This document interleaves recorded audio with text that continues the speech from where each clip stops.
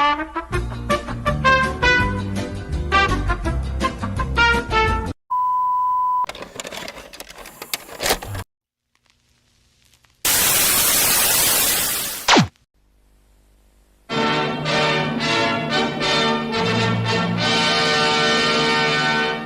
now, from Glasgow.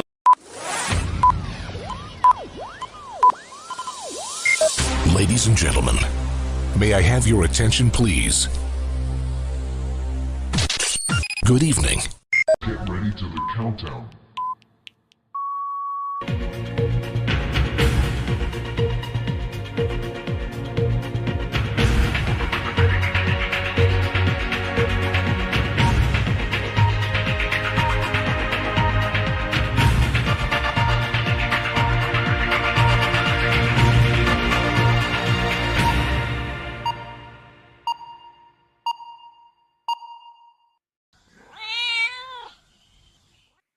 So good evening, everybody. How are you all? Sorry, I've just seen a comment just pop up. Sorry. Yeah, hi guys. So welcome to tonight's show. Unfortunately, we don't have a Natasha at the moment. I have absolutely no idea why. I can only make assumptions. Maybe she's not well. Maybe her carers popped in. I don't know. So she may be with us later on. She may not. But I have a fairly good substitute. Here's Dale. Hi, everybody. All right, there we go.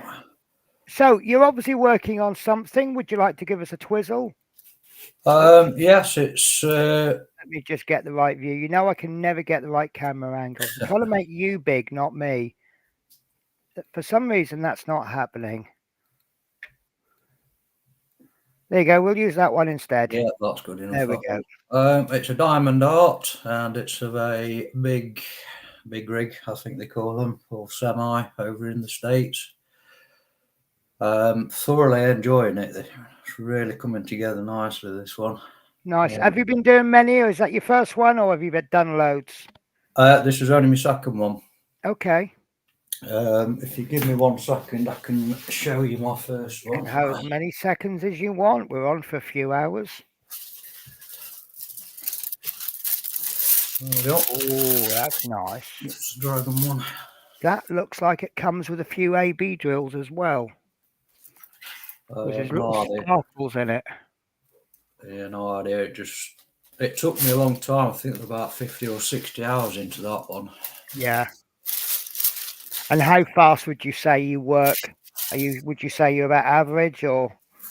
Yeah, this other one seems to be going a lot faster. Right. More block colours, so you can lay them down a bit quicker. Yep. Such as the blues and that, they're all one colour. Yes. There's a lot. Yes. So blocks do help, don't they? I mean, I like. See, blocks, if you do write all the same colour, you'll get through it a lot quicker. Yeah. Do what we call confetti, it'll take longer, but oh boy, can it be frustrating sometimes. Yes. You know, I tend to do sort of 10 centimetre blocks.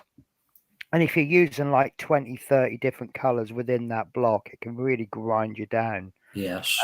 But you know, sometimes I'll work on 2 different areas at once. So I'll do a bit of block in one area and I'll do a bit of confetti in another. Just depends what mood I'm in. Yep, absolutely. I really need to bring some diamond paintings with me just for moments like this when I've got nothing else to work on. Yeah, I find it quite therapeutic, actually. Yeah, yeah.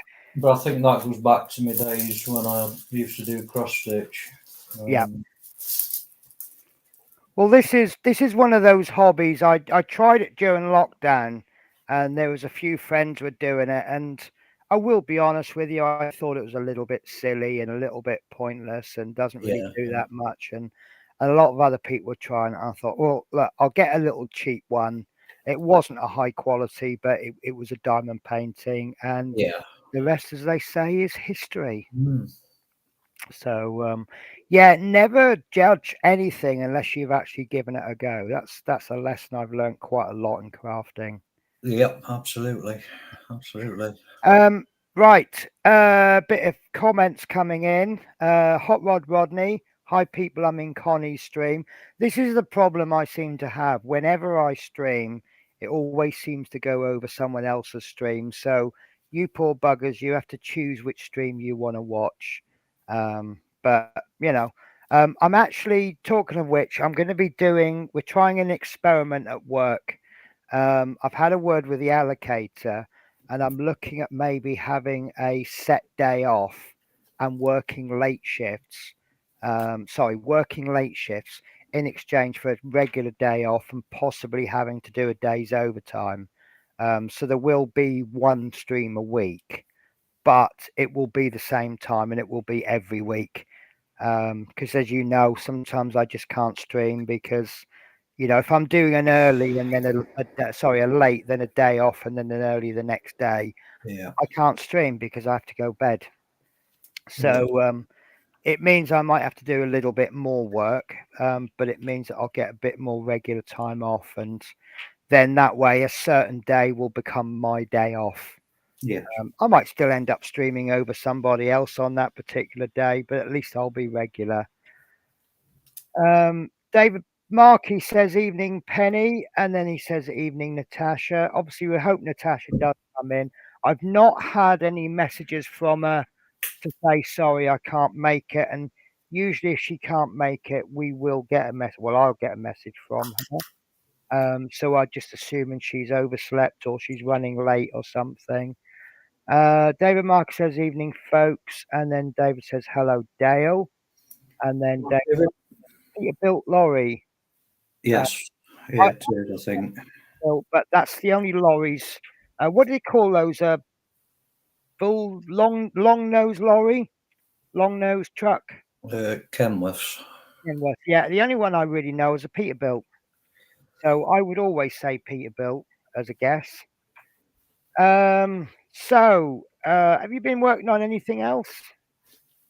I've had a delivery for Seniors Tribute Build. Lovely. Oh, that means did you get some man's model moments? I've not ordered them yet. I've run out of money. Oh, bless. Let's just hope your next payday is just around the corner. Not sure. No, we see I've ordered, but I've not got any notification that I've received it. Now, obviously, I'm away from home, so I don't know if it's arrived, but I'm really looking forward to getting cracking because I'm doing a 1969 Chevy Camaro, which I'm told was a car that Terry used to own. So I'm just going to do it. So I've never done a car before. I might make a complete balls up of it. This will be my first car as well. Nice. Do you think a lot of people are going for the cars? Yes, I would imagine so. I know. I don't know if you've seen Lord Peter's unboxing video. Yes, he's doing something to do with a train, isn't he? Yeah, he's doing something a bit different.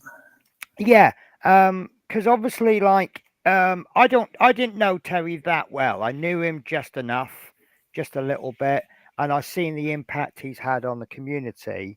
But one thing I do know about him is that he seems to be a bit of an attitude of just get the kit out and get it built. Yes, yeah. I've met him a couple of times on a couple of Connie's streams. Yeah. I kind of think that if you build anything you want, whether it be a ship, a plane, a car, or whatever, yeah, as long as you just get your ass into gear and get it built, then that's fine. Even if you don't do the decals, I mean, I'm doing the decals as well.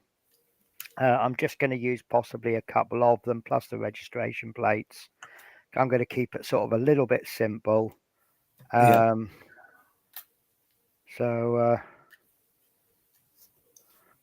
I'm going to do a chat catch up because I've just seen a long comment that I want to respond to. So, Crafting with Judy. Hi, Penny. Hi again, Judy. How are you? We were just both watching. I don't know if it's still running, but we were watching MP's stream on thinning paints. Quite interesting, actually. But don't all leave now and go and watch it. Watch the show and then go back. David Markey says, hello, Judy. Kenneth says, afternoon from Atlanta, Georgia. Can you please tell me what 65 millimeters is in inches? I was asking because I don't want to make a mistake cutting my wooden strips on my Flying Dutchman ship. Right, let's have a look. It's not one of these things I can answer off the top of my head, so I do have to look up Dr. Google. 65 millimeters in inches is 2.559 inches. So I don't know what that would translate to in cutting strips. Maybe cut it 2.6 inches. Actually, what I'd probably do is go for 2.6 inches, fit it, cut it to length. I don't know how many strips you're doing, and if they're all exactly the same length, cut one strip a little tiny bit too long, keep trimming it down until it fits absolutely perfect, then use that strip as a template to cut others. Does that make sense, Dale? Yeah. And we've got more chit chat coming in, which is always good. Teresa says, hi, Penny, Dale, David, Markey, and Judy. Hi, Teresa. David Markey says, hello, Teresa. Crafting with Judy says, hi, David. And that's the chat caught up with. It makes a change, doesn't it? So, what am I going to work on today? I have absolutely no idea. As you're all lovely people, I'll do a little bit of a spoiler for you if you want.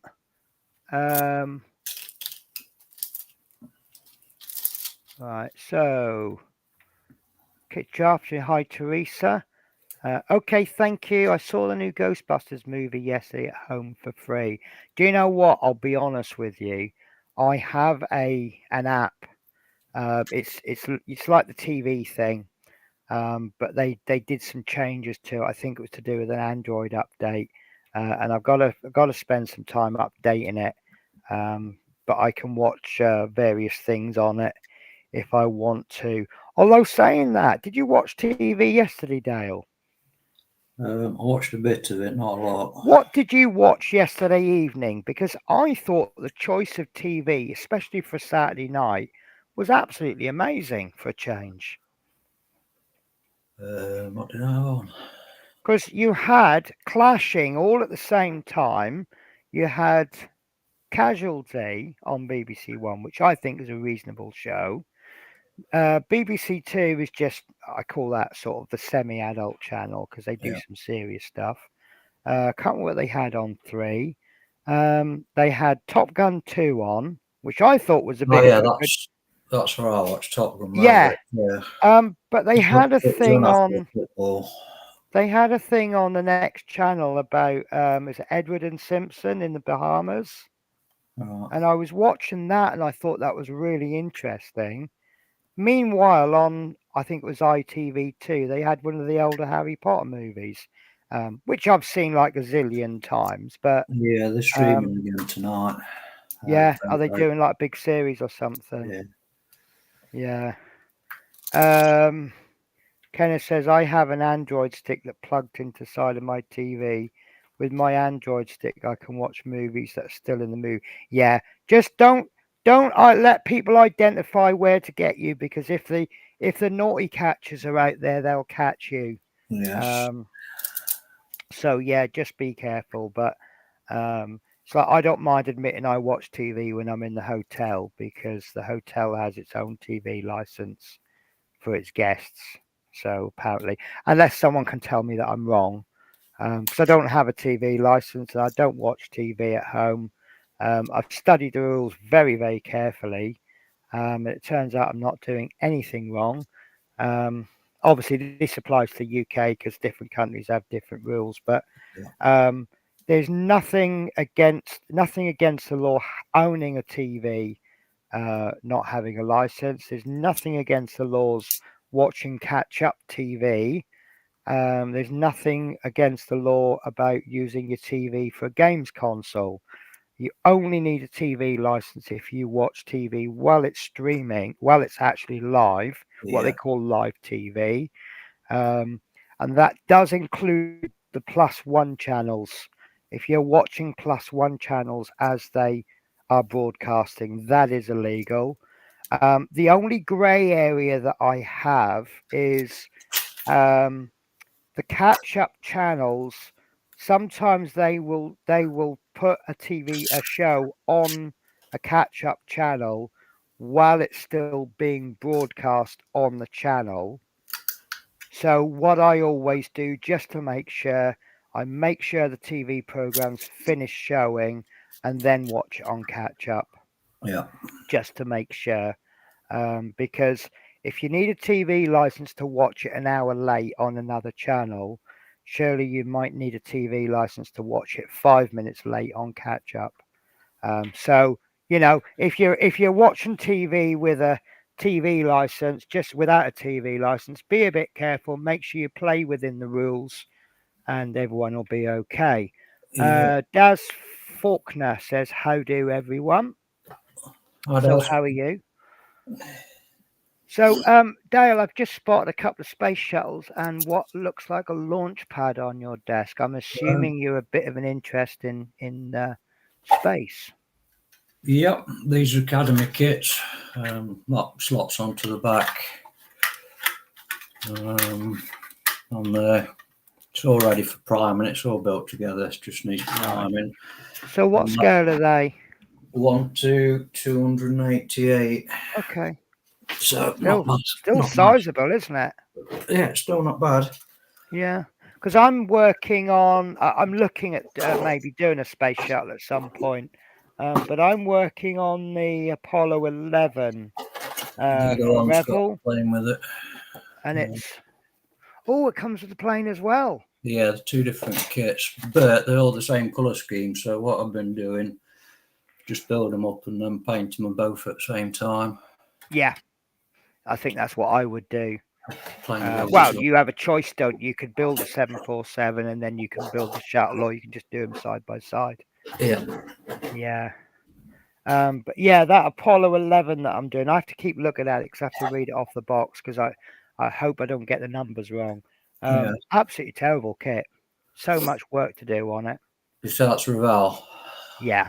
Yeah. I've got the Concorde I'm building as well, but that's gone back in the box. Oh, I've got the Airfix Concorde 1 to 144 scale. Yeah. The main reason I bought, well, there's 2 reasons I bought it. One is that this is the last flight of Concorde as it come back to Filton. Yeah. And I remember watching it as it came into Filton. I lived just around the corner at the time. Oddly enough, on a road called Filton Avenue, which runs huge length all the way from Bristol city centre all the way to Filton Airport. Yeah.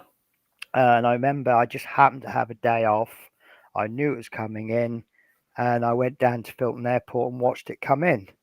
The other reason is I can't remember who it is now. Is it HPH or something like that? They do a 1 to 48 scale Concorde.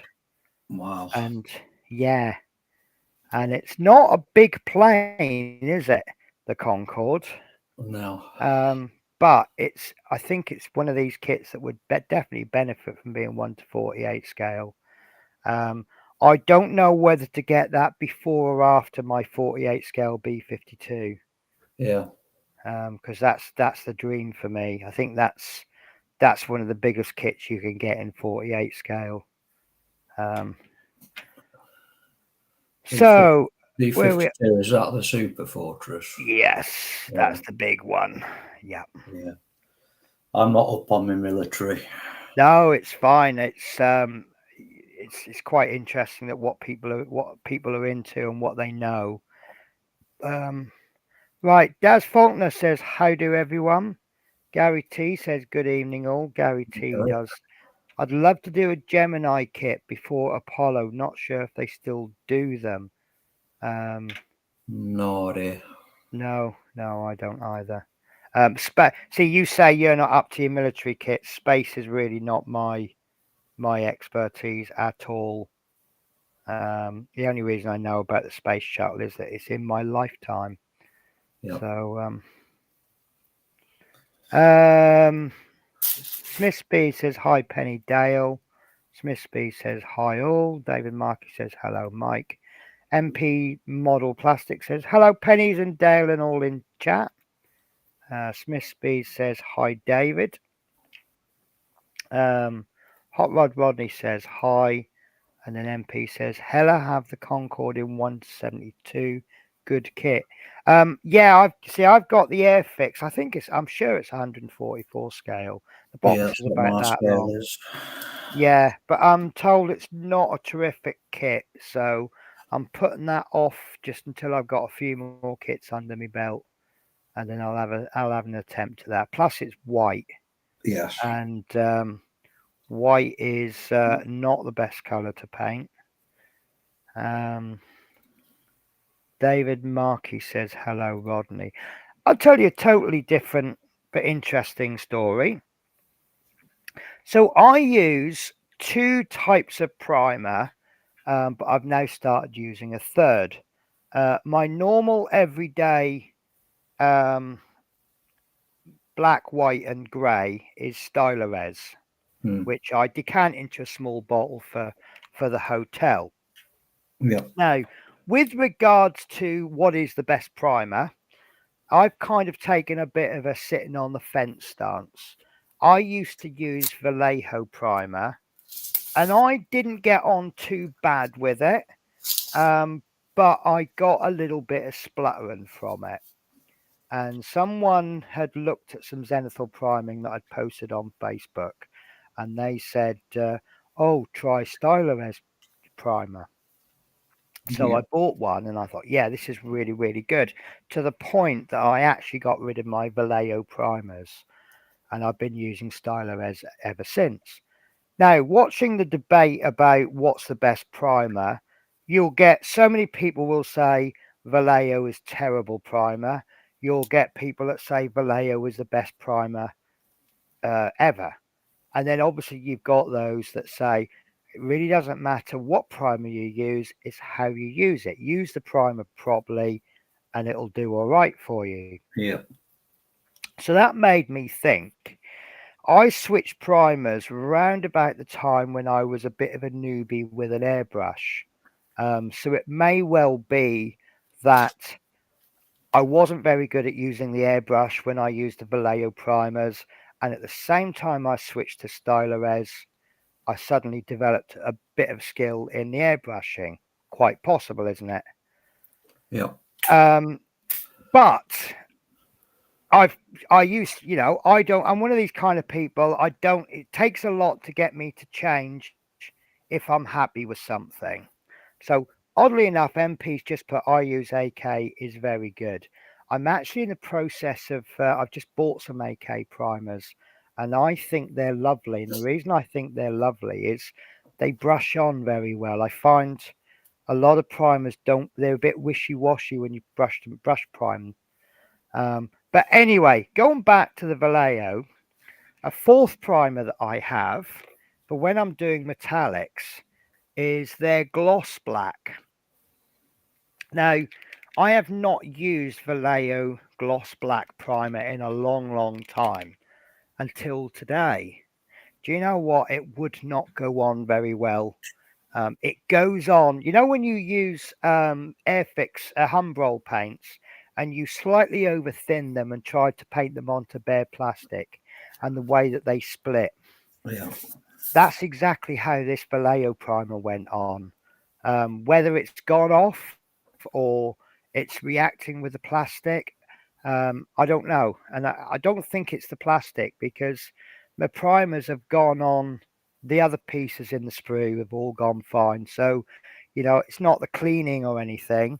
I got it on eventually. I just had to put multiple coats on, but it was really difficult. So I wonder if Vallejo are not very good, especially with this particular type of plastic.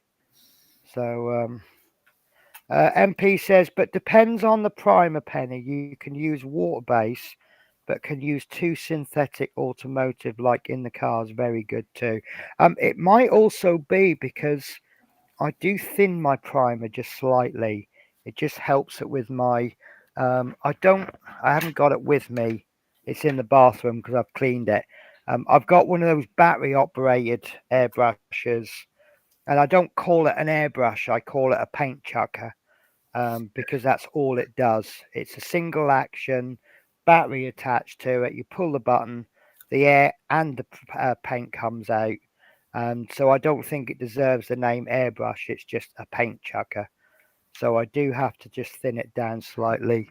And then I've got my little cheap Chinese one, which I swear by this. Cheap Chinese ones, I just love them. I don't care what anyone says. I just think they're all right. They're not. I mean, they're some of the more expensive ones. They're easier to clean. But I chuck boiling hot water down it to clean it, and it does the job really, really well. But yeah, with primers, I don't know. I don't know where I stand with primers. So, but yeah, MP says different is that dilution? Yeah, dilution. Yeah, dilution. Yeah. So to waste a bit of time, I'm going to give you all a spoiler, and I'm going to show you what I've been working on. So if you watched my update video last time, I'm going to steal most of the big screen, Dale. No worries. I hope you don't mind. And once again, I put myself on little, haven't I? Come on. It says drag to reorder. There we go. Right. So if you watched my last video, not today, the update last week, you'll see that I said, well, you won't see that I said it. You'll hear that I said, I'm going to be doing my video slightly differently now. Instead of making a video, then releasing it, and then put myself under pressure to make more videos, I'm going to record the whole series. And I'm not going to release video 1 until I've actually finished the last one. So I have been working on. Oh, bear with me. I always keep things just slightly out of reach. So I have been working on this. This was a gift from Peter Webster, which is greatly received. It's not the expensive, flashy one that I bought recently. But I thought this would be a better one to build as my first course there. I have a very basic looking Matchbox one as well. Now, I've made 3 videos. One is an introduction and unboxing, and the other two are build videos. And I'm not really super bothered about absolute precise colors. So, for example, that's my interior color. I think it's probably completely wrong color, but it looks like an interior of a cockpit, doesn't it? Interior color. So I'm not unhappy with it. And it's complex in places, lacking in some, super detail. Oh, Lord Peter Webster just pops in, look. Where are we up to? Lord Peter Webb says, hi, Penny Tash. Tash isn't with us at the moment. She may be with us later. Hopefully she will be. MP says, I work very well with an expensive airbrush, 45 euros, very cheap. Yeah, I mean, look, if you swear by an expensive airbrush and you use an expensive airbrush, absolutely fair enough. I do have an when I say I have an expensive airbrush, I mean I have an Iwata Eclipse. It came with an intermediate airbrushing set, which was about 150 quid. You got a little small Sparmax compressor with it, and you got the airbrush and all the relevant hoses. I've upgraded my air compressor since, but I've kept the airbrush, and I do like that airbrush. But most of the time, normally I use cheap Chinese brushes as what I call paint chuckers. This particular one, it comes with 3 needles, a 0.5, a 0.3, and a 0.2. At the moment, it's got a 0.5 in it. But if I want to do like super detailed work, I'll use the 0.2. Since I've been on an airbrushing course and I've learned about air pressures, I swear by this little device there, and that will adjust your air pressure. So I might purposely over thin my airbrush mix, and then I'll just turn the pressure down. so I can use. So you'll see a lot of times I do accidentally over thin my paints. I might have to Athol, look at that gadget because my air compressor's fixed. I can't adjust the pressure on it. right? It's I don't know what the technical name for it is, but it's just. Let me show you.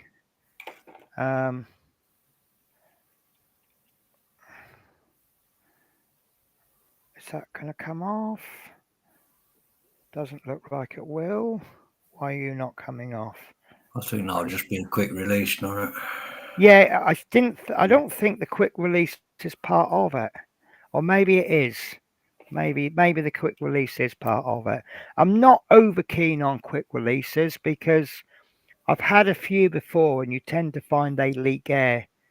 But this one doesn't seem to do so much. Yeah. But yeah, that's all it is. It's about a $5. Call it a tenner. You got it for a tenner. It'll Well, be it's fine. cheaper than a new air compressor because the compressor itself's all right. It's not too Well, noisy either. my hotel compressor, the one that I use at the hotel, that's got a pressure valve on it as well. And this is quite embarrassing, but I only discovered that a few weeks ago. Just do that and it reduces the pressure. All right. And I did not realize that until about a week or so ago. But what I normally do is I just bang that up on full and then I'll control it there. And then Yeah. on my air compressor at home, um, I've got a little adapter thing, a 3-way adapter. It came with it, so I can run 3 airbrushes off one air compressor. Recommended to only run 2, but I'll only ever use 1 airbrush at a time. But what it means is that I can run 2 separate airbrushes. I've got one that looks like very similar to that, but it's just got the straight hose on it. And then I've got another one that looks the other one I've got has actually got the adjuster actually on the airbrush. Right. And I have a 0.4 needle on the one that isn't adjustable, and then I've got it's either 0.3 or 0.2 on the adjustable one, so I can use the non-adjustable one for like base painting, priming, stuff like that, stuff where accuracy isn't as important. And then if I want to do either really thin coats or I want to do detailed work, I'll use the second brush. And of course, don't forget this. I have on, well, one of my airbrushes. This came from a company whose name I can't remember, but it really does help. First, some of these Chinese ones, they're not manufactured smooth. And if Yeah. you do this a long time, it really does hurt your finger. And this wasn't cheap. It's actually the postage that kills you. Yeah.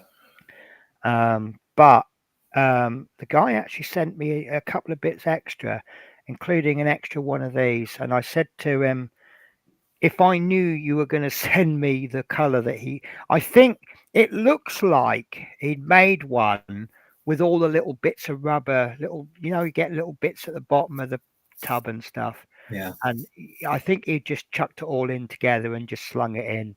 That's what it looks like. It had about 4 or 5 different colors, and it actually looked really nice. And I did say to him, I go, if I'd have known you had that color, I probably would have ordered that one anyway. But I do love my little holder. Anyway, that's not getting through things. Where are we up to? So, evening, Penny, David, Markey, Rodney, Mike, and Tasha. Hi, Rodney, Kenneth, Judy, Daz, Gary, Manuel. Hi, Athol. Athol McNichol says, hello, Teresa. All good at yours. Mike at the sink doing the washing up. Don't know what they have on a Sunday. I know it's takeaway on a Saturday, isn't it? Athol says, evening, Manuel. Smith Speed says, hi, Athol. All done. Just trying to do order now. MP says, from my experience in watching lots of videos of airbrush, the point is the difference between the materials and the material they use in fabric. Then that's why different costs. Yes, it's also the manufacturing process. Here's a little trick for you. I might have to do another video. If you get a cheapy Chinesey airbrush and you take the needle out, you'll find it's a little bit rougher companies like Thingy and Steinbeck, what they call Harder and Steinbeck, Yeah. iWater, etc., they manufacture those needles to a much higher standard, whereas Chinese ones they're not. You'll find they're quite rough. What I've done, I've got another Chinese brush, the very first one I bought probably about 10, 15 years ago. And what I'd done is I took the needle out and I put the needle in a Dremel, and I got a bit of kitchen roll with a little bit of, is it Auto Sol? The metal polish you can buy. Yeah. And I know this isn't an airbrush needle, but if you put it on like that and you turn the Dremel on a fairly low speed and just run the Auto Sol up and down the needle, it polishes it and it smooths it. And if you spend, I don't know, 2 or 3 minutes just doing that, don't ever let the needle go, because the centrifugal force of the Dremel will send the needle doing this and you'll bend it. So always keep holding it and just run up and down like this for 2 or 3 minutes, and that's probably about the equivalent of an hour of hand polishing it. And you end up with a needle that's probably as good as an iWater needle, because it's much more smoother. Yeah, I'll say my Chinese brush is every bit as good as my iWater. Right, that's the system quick release valve, and the bottom control the flow of air. GWR Buckley Junction says evening all.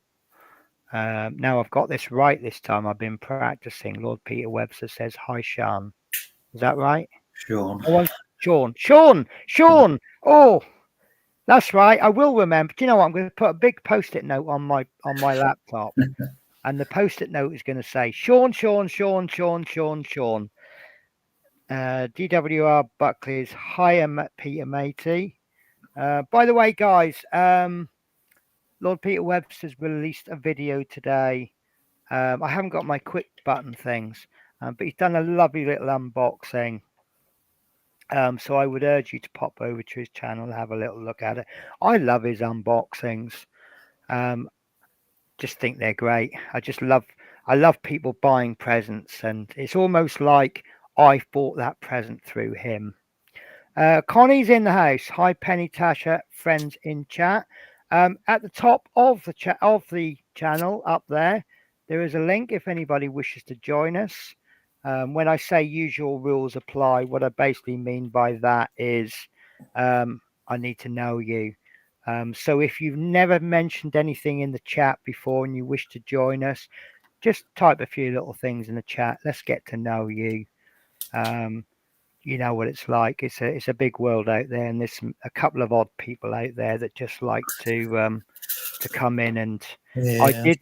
I did watch a video live stream once, and they let this guy in that we'd never seen, and let's just say he played a video on the stream that was just a tiny bit blue, and that was dumbed down a little bit.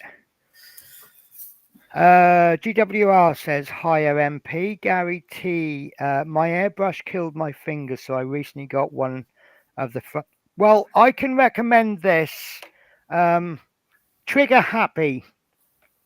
If you do a search on Trigger Happy airbrush grip, there is a video on my channel reviewing them, but I release a zillion and one videos. It'll probably take you all day to find them.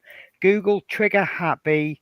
I don't get a commission from them. I wish I did, because I think they're absolutely brilliant, and all they are is just a lump of rubber that goes around your airbrush. But the absolute difference it makes, the only problem is the postage, because I remember when I ordered one, I think the postage, I ordered 2 of them because the postage was about 2 or 3 times the cost of the actual grip. And then he sent me a message saying, I feel really bad about the postage cost, so I've chucked you a few extra bits in. and he chucked me an extra grip and a few stickers. So when I finish setting my desk up, his sticker will go on my cutting mat. I don't use it to advertise. I just use it for companies that I've used that I'm happy to use again. MP Model says hi GWR. Lord Peterworth says hi Athol, Teresa, Mike. MP says hi Lord Peter. GWR. I want an airbrush. Well, I would suggest go and get one. They aren't expensive. Well, the top of the range ones are. But a basic airbrush, I think you can do a lot with a cheap one. Teresa says hi Connie. Athol says hello Connie. 2 streams at once.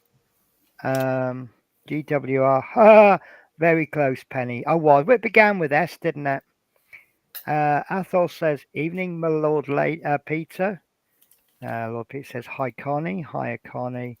At Athol, just lurking here, computer playing nice this afternoon. Well, you're always welcome, Connie.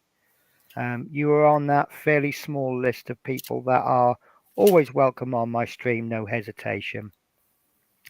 MP says a tip: when cleaning the needle, always clean in the same direction, forward, back. If you see a little bend at the point, you can repair sanding the point in rotation. Don't need to buy another one. That is true. But if that needle is just slightly out, your airbrush isn't going to function. So I would add in there, if you're not 100% sure, just get rid of it and get a new not get rid of the airbrush, get rid of the needle. Although I believe a needle for an expensive airbrush is a lot more expensive than the entire new cheap one, which is one of the many reasons why I always say start. Right, so kind of, how people go, oh, just get good equipment, it'll last you longer. Otherwise, you're just buying twice. I think that doesn't apply for airbrushes. I think get a cheap airbrush, one that you can afford to damage and ruin, but it'll still last you a long time. MP says hi Connie. Smith Speed says hi Connie. And we are caught up with chat.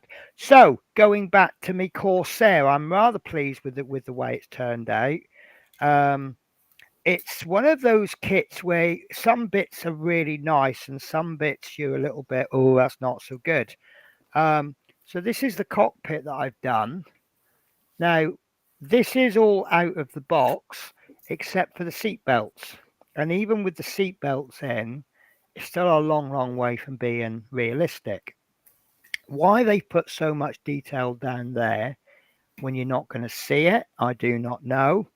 The decals, sorry, the instrument panel of decals, I could not line that decal up perfectly. So you've actually got recesses in the panel, and it's supposed to conform. If it wasn't for this stuff, I'd have had a hell amazing. I've never used this on a uneven surface.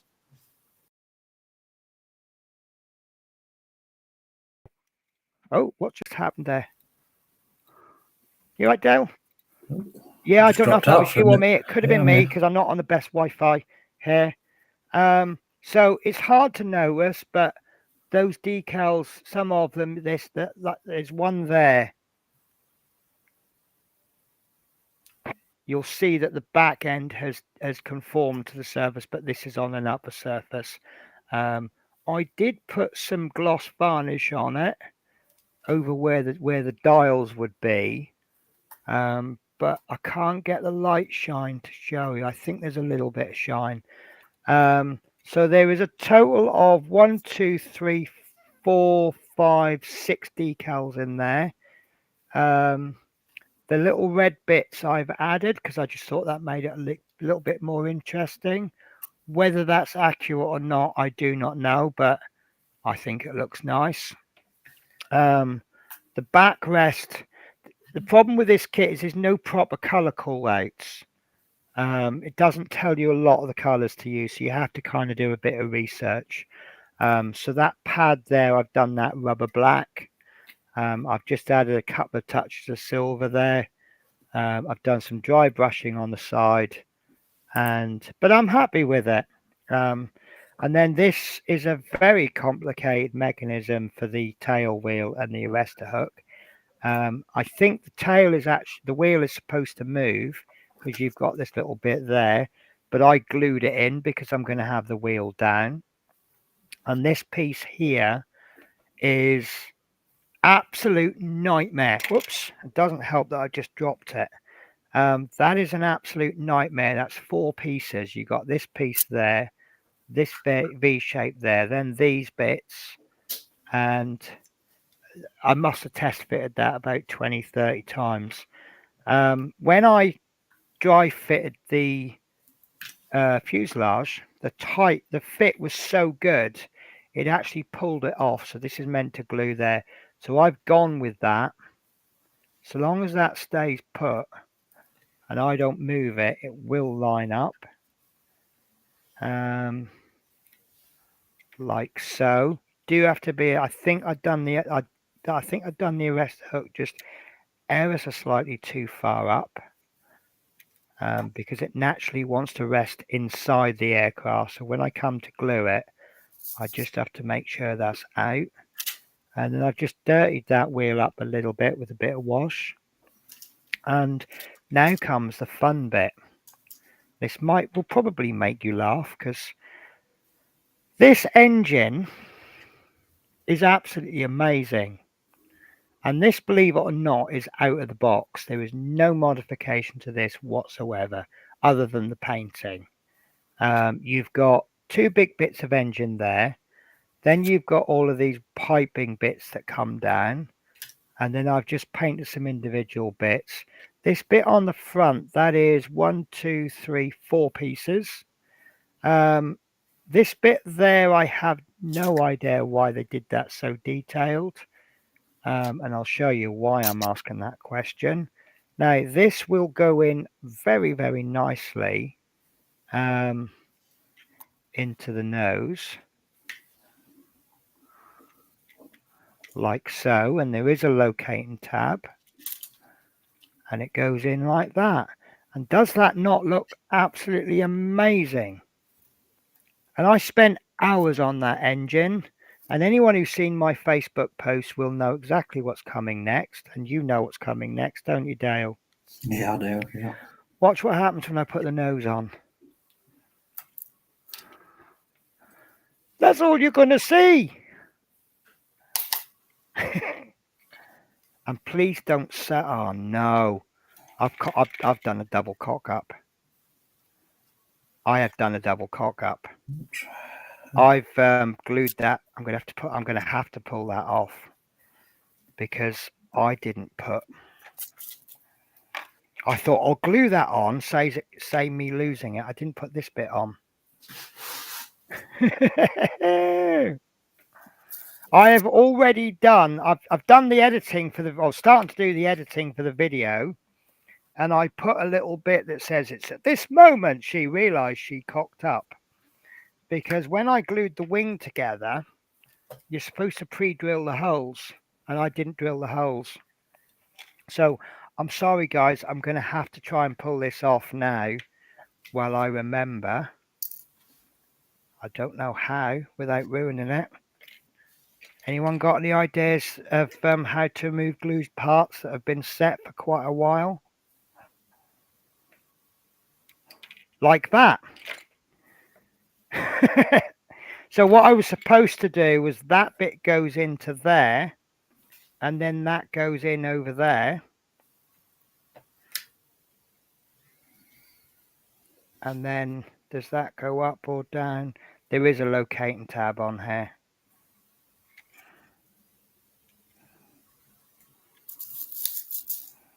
Yeah, that's not right.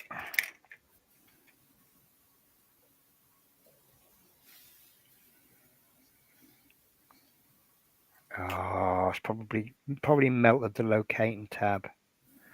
Or is that it there? That's not it. That should go there. There you go. No.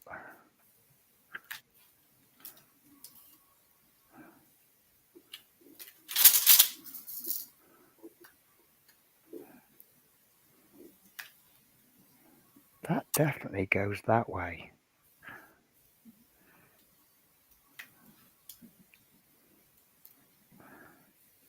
So yeah, that's how it goes on. I don't know how long, if that's too long.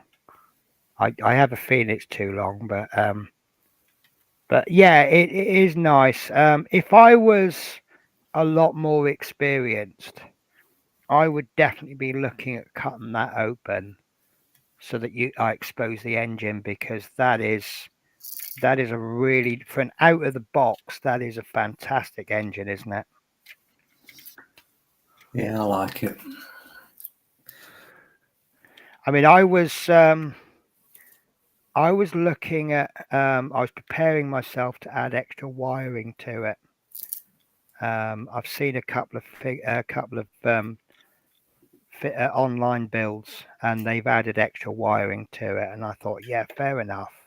Let's add some extra wires to it. But when I actually built it, I thought, nah, I don't need to, do I? I really can't see where I'm going to add the extra wiring to. And actually add something to the build. There's no adding all these extra parts is great, but it's got to actually add something to the build.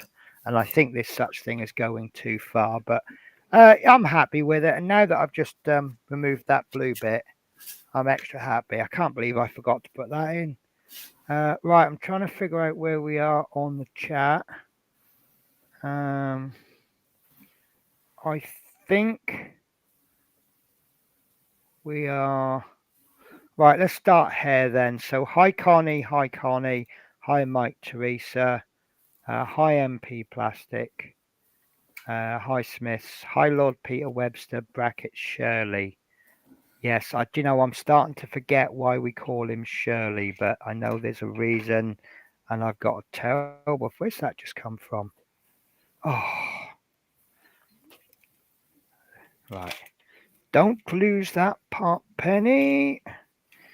Yeah, so I'm happy with the build, but this is all going to be in video number 3, the engine. So it's probably going to be a long time coming.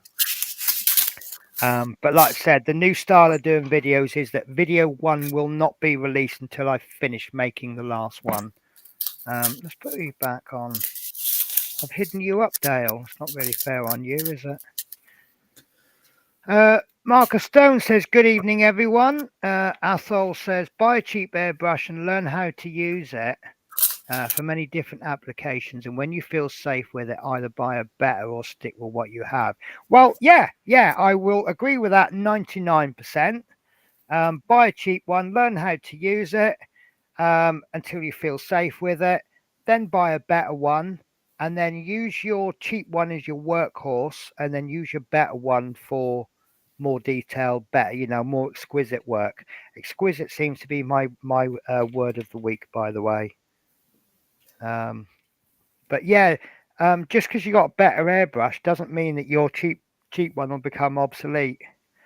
MP Model Plastic says, hi Marcus, hi Dale, evening Dale McSee.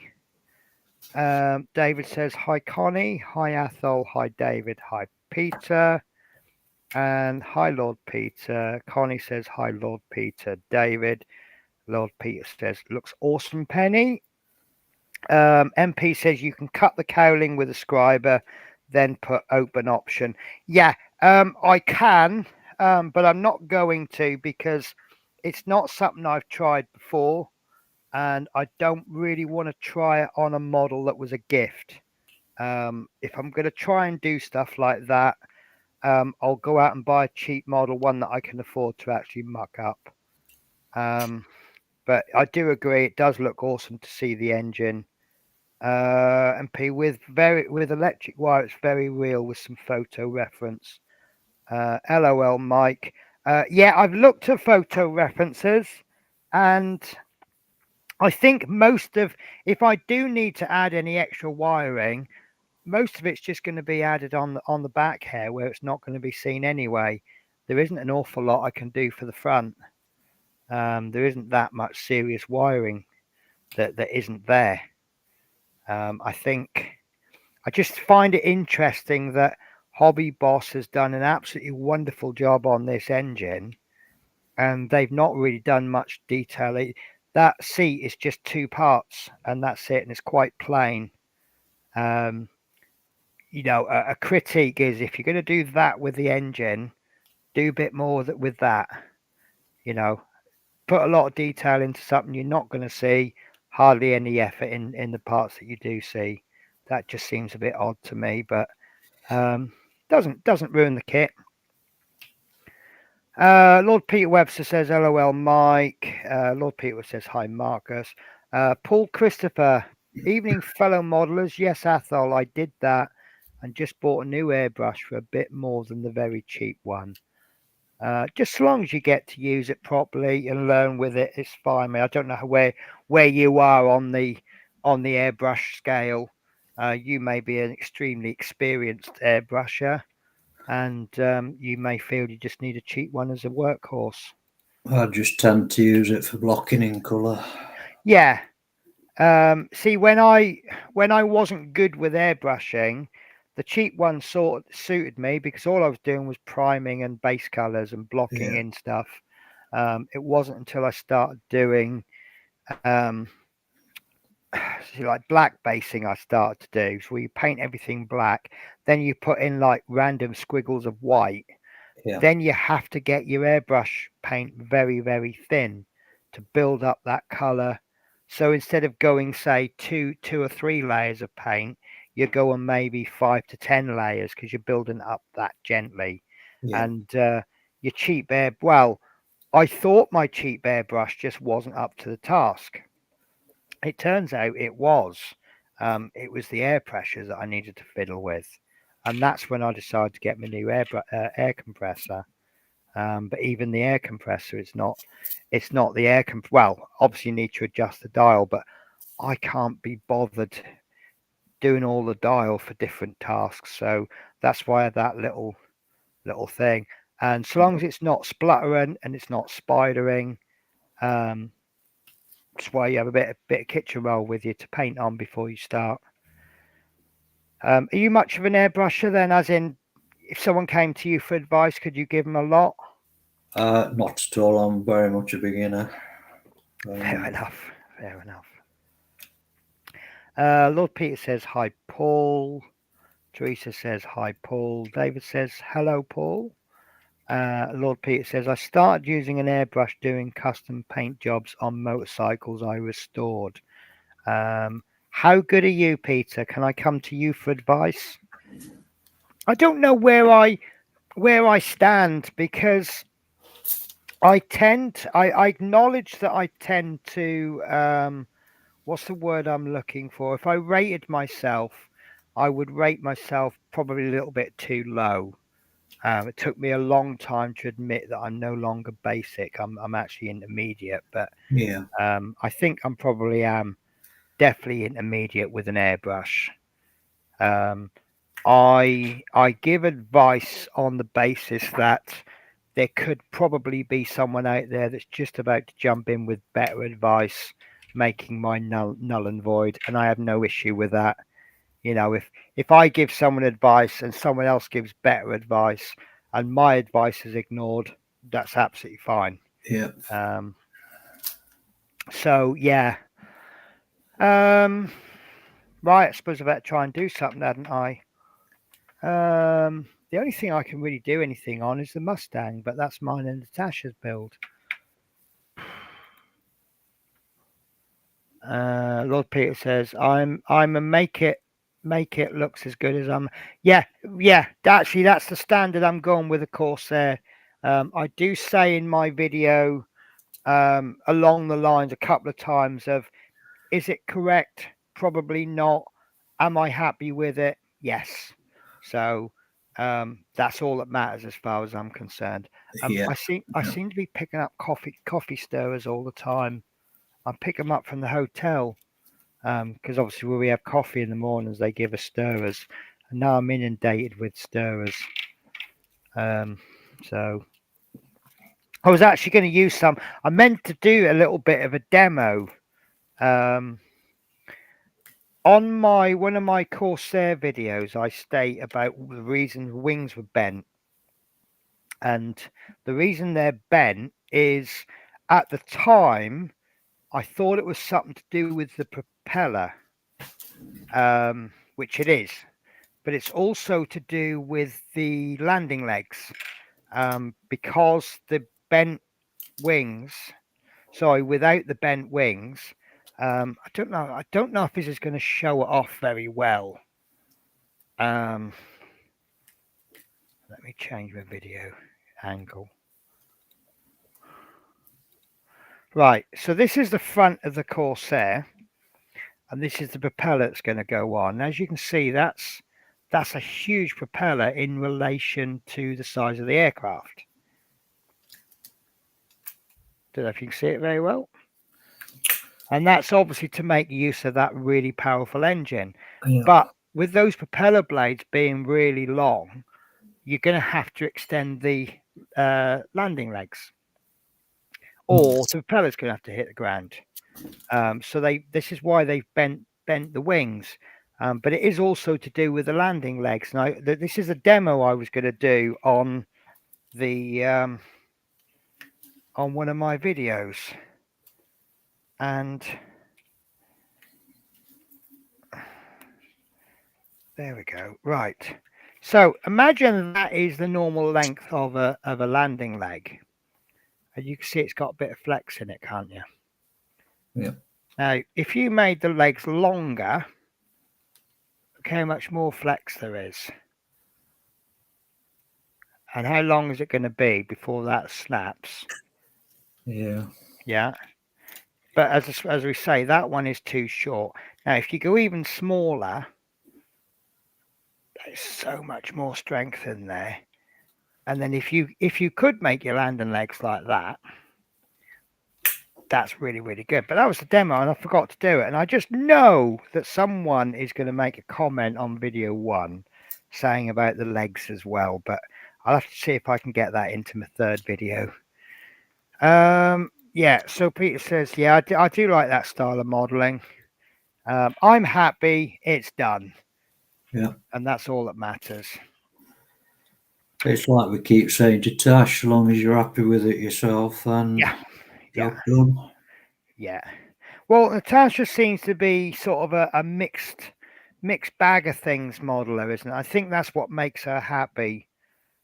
She doesn't get bogged down with any one style of anything. No, that's So it. she can't really get the burnout so easily. Because that's the bad thing, isn't it? When you start doing the same thing all the time. So I might just put you on big, and what we'll watch you today. That's why I've started moving about, doing different stuff. Because predominantly I was 3D printing, and then the 3D printer's gone down now. So Right. Have you started got the PLA 3D printer, or have you got a resin printer? I've got both. You've got both. So I'm looking in. I've got some 3D printers which I'm going to be sorting out. But I'm looking into one of those resin ones. They're good, But they can be messy, smelly. You'll need a lot more stuff than you actually realise to do all the washing, curing. right. You'll need to wear a respirator because it's quite toxic if you breathe it in. Right. So maybe save it for when I get the loft sorted out. Yeah, as long as you've got good ventilation. Yeah. No, that's the main Well, thing. I could put it in with the new spray booth I'm building, because that's going to have an extractor fan. Yes, yeah, anything like that will be spot on. Yeah, but Yeah. I think I might just actually put it in the attic. It depends. I mean, the PLA 3D printers, they give off a lot of heat, which is obviously handy if you're in a cold room, because you've got 3 or 4 printers going on the go all at the same time. You really don't need to put your heating on. Yes, that's why I've not been doing the resin printing for very much, because it's been cold and Does that not work so well in the cold? not so well. Right. You can buy them with heaters in nowadays. See, I just thought it was all to do with lasers and things. I didn't think it was the heat that affected it. It's the resin. If the resin's too cold, it won't cure and stick to the I suppose build plate. Does it change the consistency of it then? Yeah, a little bit. Right. Um, Sort of same principle as oil, is it? Oil's a lot more runnier if it's hot. Yeah, if you leave it to sit in the vat as well, which you shouldn't do really, but I've had some sat in now for about 3 months. I'll need to just totally get rid of that altogether and Right. give the machine a good clean. It should have come out when I stopped using it. Yeah.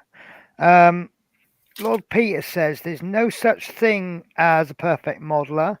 It's meant to be enjoyable and not self-criticize of our level of building. Correct. Fair point. Fair I'll point. leave that one. So what he's done there is he's just told me off in the Peter Webster way for saying that I'm not as good as I am, and actually giving myself a level. I think that's how I've read it. Peter Webster's a little bit like my dad in that he'll tell you off without actually telling you off. It's like when I first told my dad I had a motorbike, and his reaction was something like, "Well, I'm not really happy with motorbikes." And I'm like, "I'm not getting rid of it, Dad." Well, I do worry. My mother exactly the same. Yeah. But he wouldn't say you're not to have a motorbike. It's just the way he says it. And then for the next 2 weeks, you just feel really guilty every time you ride your bike. Yeah. But that's what dads do, though, isn't it? They make you feel guilty about doing dangerous things.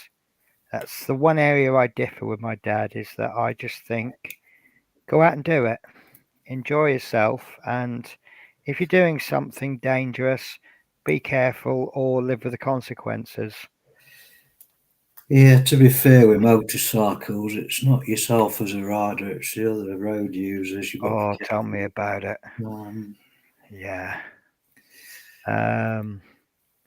Lord Peter says it's like curing glue. If it's cold, same principle. Yeah. And then he says it's the nicest way, Penny. Yeah, no, I agree. And you are the nicest person, Peter. Indeed. I tell you what, I bet he's the best granddad, isn't he?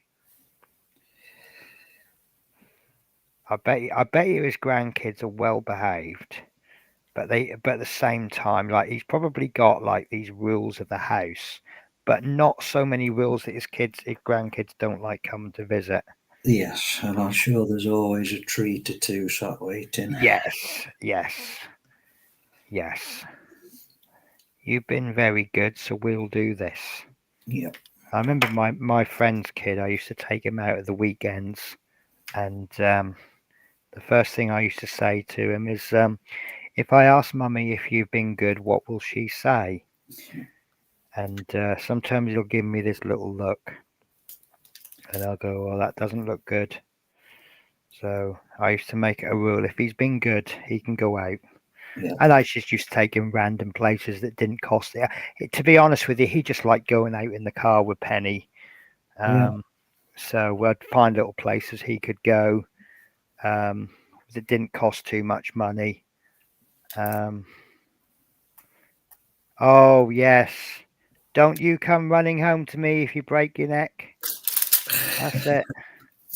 Yeah, if you fall off that wall and break your leg, don't come running to me. I think that was one of the ones, wasn't it?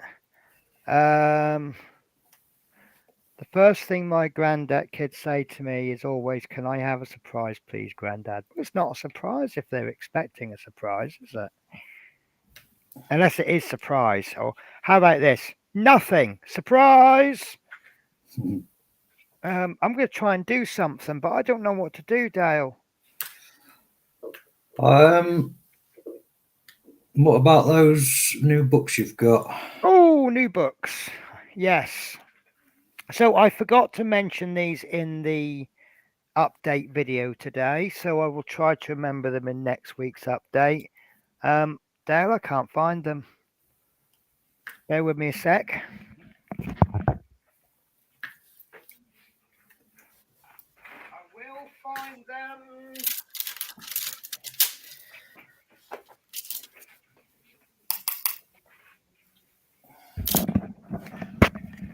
I've got a feeling everyone's seen these anyway, because I think I showed them off in another stream. I think you did briefly, but not the. But I'll show them again. So I actually have 3 books now.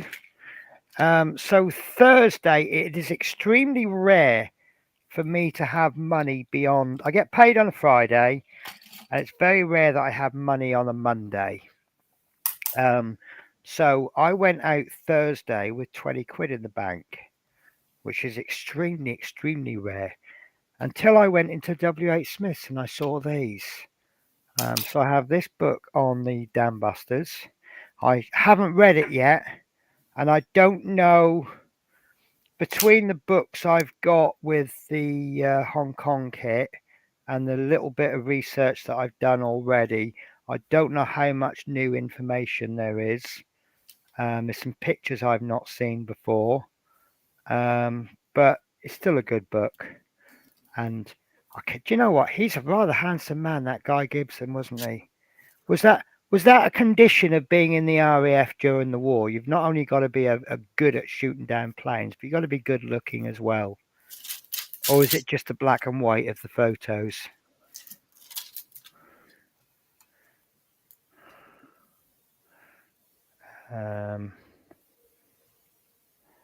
So yeah, nice book, and that's my favourite, because obviously when you've got, we all know the name of his dog, and if you don't know, I'm not going to say his name because I'll probably get my channel shut down. And I'm like, oh, I wonder how they'll tackle that title. And they put Guy Gibson with his beer drinking black Labrador dog. And I just think that's perfect, isn't it?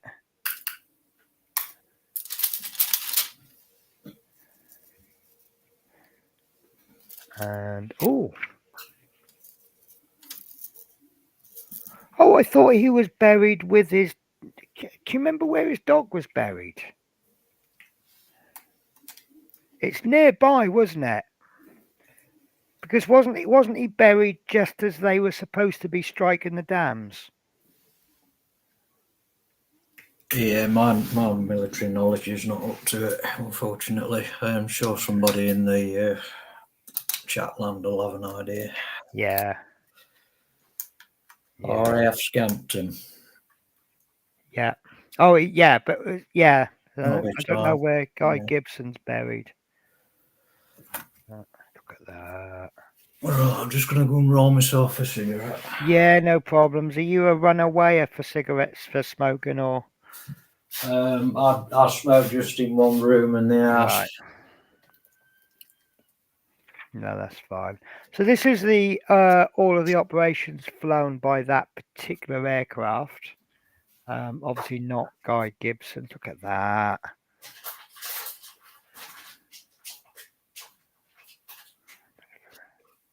Just love that. Obviously that's the yellow on the tips of the thing. But oh, there you go. I've learned something new. So the lights, I'm getting the motor and light kit for the Lancaster. Now, I've seen the YouTube video of it, and they've got blue lights. And someone had left a comment about the color of the lights and the fact it has lights. And I always thought they used red light at night time because it can't be seen. It can't be seen as well, or it can't be seen from the same distance as a white light. White light is a no-no because obviously that can be seen from a long way. And I wondered whether the light should be red rather than blue, but I think that picture confirms it now, doesn't it? So at least if I do my lights red and someone says to me, I don't think they should be red. At least now I can say, well, look, there's my reference photo. That's why it's red. And then at least then it's not, it may not be right, but at least it's not wrong. So there you go. So this book has no, oh, bear with me a sec.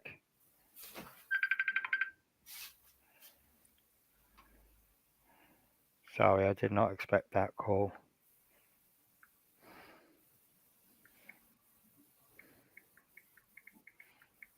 Call you later. Streaming. Unless text B. Sorry, someone just rung me, and if I don't respond to them, they'll ring again. So yeah, so this is the Dam Busters book. This is available in W.H. Smith's in Stratford. Other W.H. Smiths I do not know. But yeah. I know I'm missing comments out. Hobby Time says, don't forget it's a restored Lancaster. Yeah, but one of the questions then would be, why have they done it red on the restored Lancaster? If it was white on the restored, then I would say, yeah, okay, you don't need a red light for a plane that's not actually in wartime. So there must have been a reason why they've chosen red. But I remember when my stepdad's ex-RAF, and he was explaining why things are all red rather than white.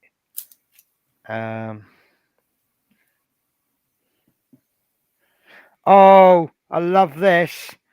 So this picture there, the caption says Richard Todd as Gibson with the Army mine detecting dog, which had the same name as Gibson's dog.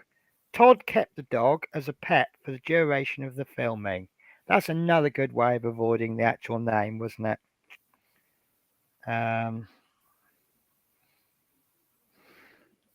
So yeah, so I will read this. To be honest with you, I'll probably read it on the train home because I've got 9 hours to kill. So this is the next magazine I got. It's absolutely of no use at this exact moment, but this is one of those books that one day I'll probably refer to it, so it's good to have it on the shelf. Same price as the Dan Busters book, 10 quid. And this is all about the various Bristol aircraft, and I'll tell you exactly why I bought it. Trying to think, is it page 24? An aeroplane that I may be getting, which is currently on pre-order, is this, because Airfix are about to bring out the Bristol Bulldog. I think they called it a B, but it's basically the same thing.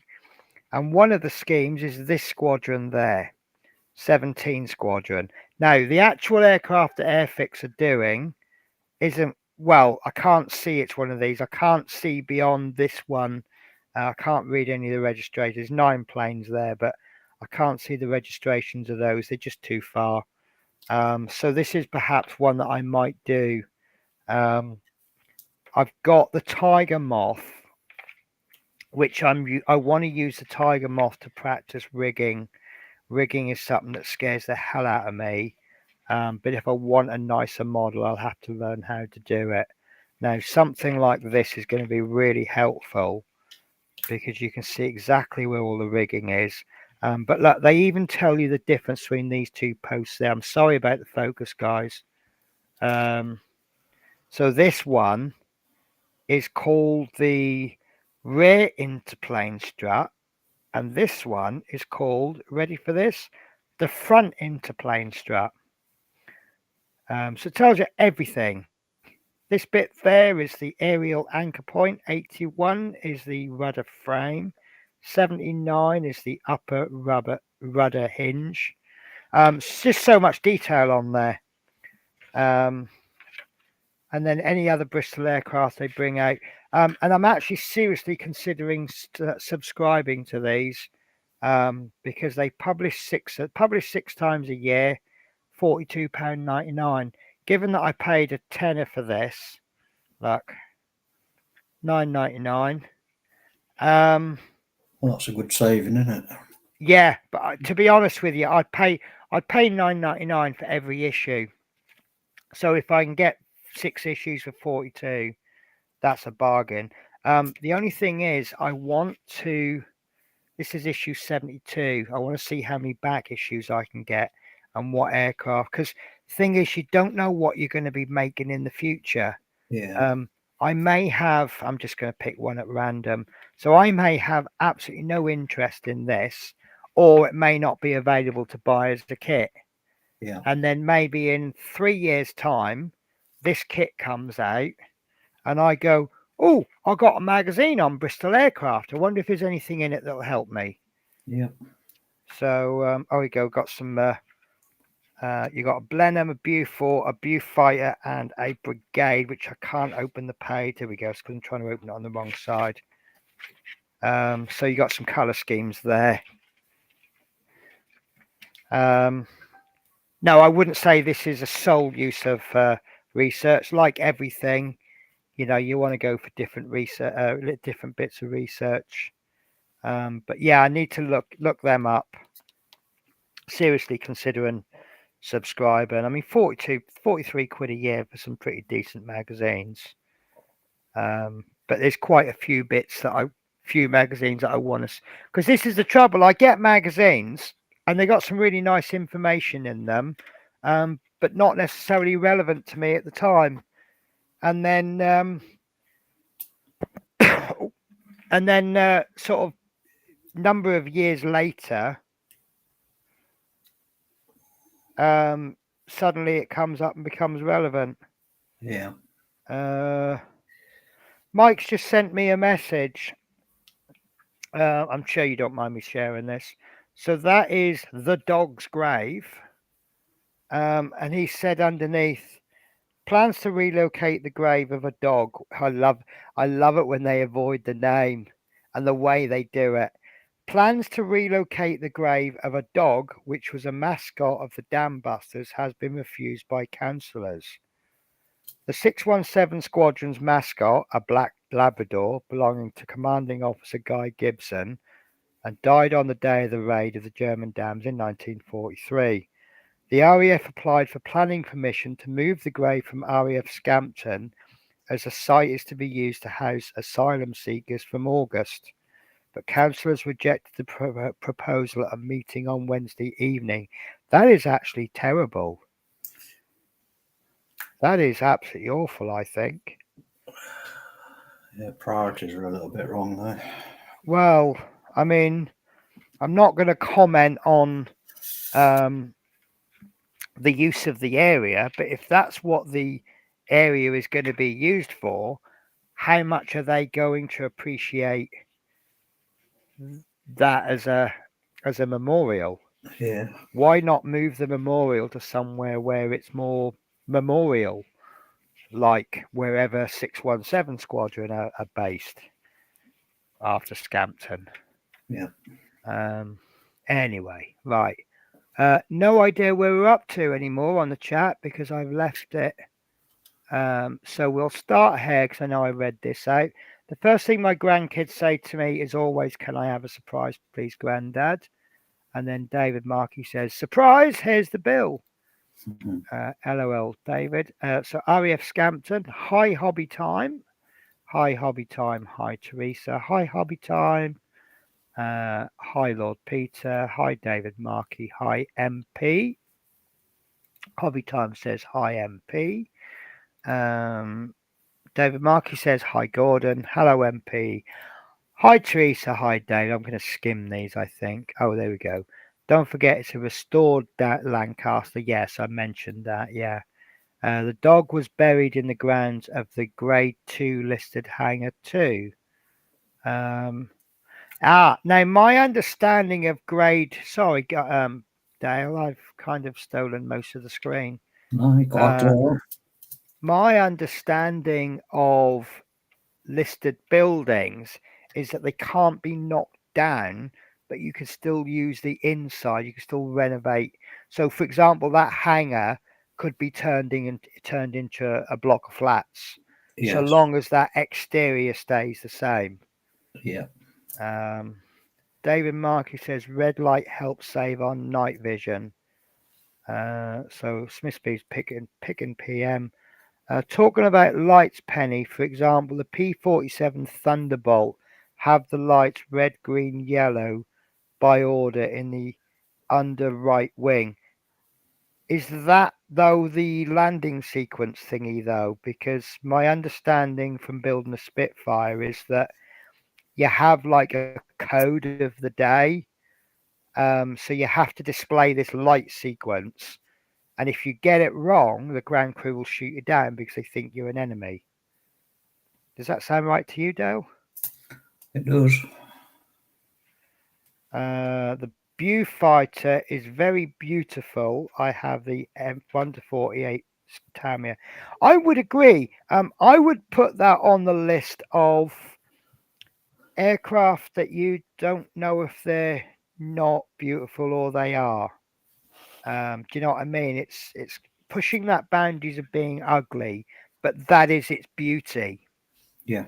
I was watching a video about the. Oh, we have a Penny's pit stop. Hello, Hello. are you all Josh. right? No, I haven't been pretty right the last couple of days. I did wonder. I just assumed you weren't well because yesterday you messaged me beforehand. Today you didn't, which suggests that something wasn't right. It's neurology stuff going on, and when I don't get this feeling often, but when I do, it kicks me quite Oh, badly. bless. I see you got your little sensory lights on. Are they doing anything for you? Yeah, they're doing a little bit for me. Good. But when I Well, I get got very excited on the day that I came to London because I Did found you? the remote control for my lights.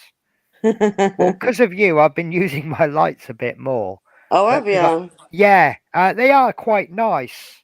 Yeah. The only trouble with mine is because they go straight up. They don't really work so much if you put them near a wall. You really want to put You them need into the middle of a room so you can you light need the a whole. twisty one right behind then. Yeah, yeah. Or one like your little astronaut-y robot-y thing. Go 'Cause for the astronaut. They got a yeah. white or black one, and I went for And black. and I just like the way that it makes it look like you've got measles. I do like. They go on and off them stars, but they do eventually stop. No, it's right.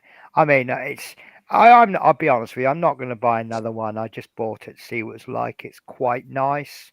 And Yeah. when people come round my house and they've never seen one, they go, "Oh, that's nice."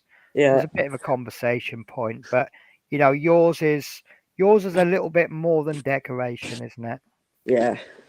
So, It, yeah, it we've helps not. me with what's it called, sensory stuff, Yeah, yeah, because I'm borderline autistic apparently. yeah.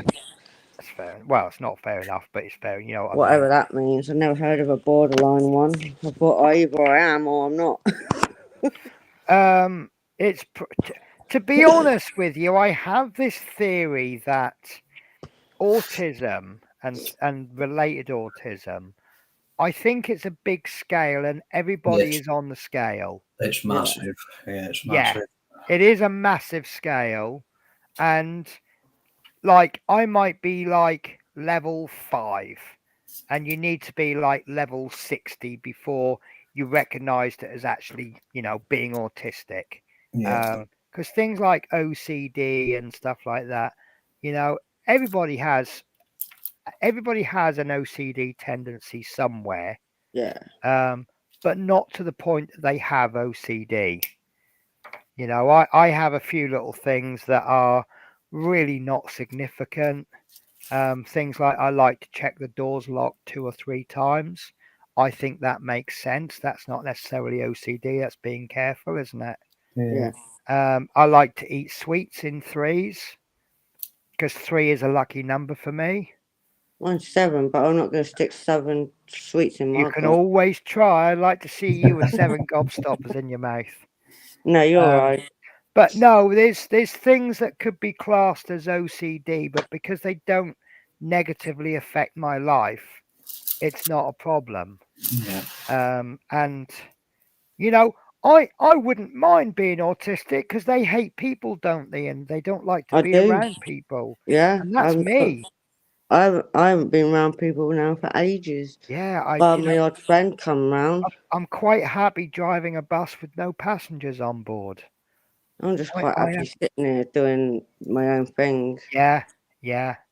And I that's how I'm like all the time now. well today the only reason I've left the hotel is to go and have a cigarette. If I was allowed to smoke in my room, I wouldn't have even left my room. And I don't have an issue with that. No. When I go home, It's a unless I'm shame they going. don't have like certain smoking rooms though, because just for that odd person that smokes. No, it's But I like this hotel because they actually have a separate smoking area. They have okay, two, and they're just you got to go out and then you've got to go round, so you yeah, don't get all the smokers crowding around the entrance. yeah, I do feel for the non-smokers. They used to walk into areas that didn't stink of cigarettes. yeah, Now they've got all the smokers crowding out, and they've got to walk through the smokers to get in. yeah. So in that I sense, it's agree with that. worse. Moving them. But I don't have a problem with not being able to smoke so long as I can smoke somewhere. Yeah. Yeah, Smoking areas, you know. So yeah, no, I don't have a problem.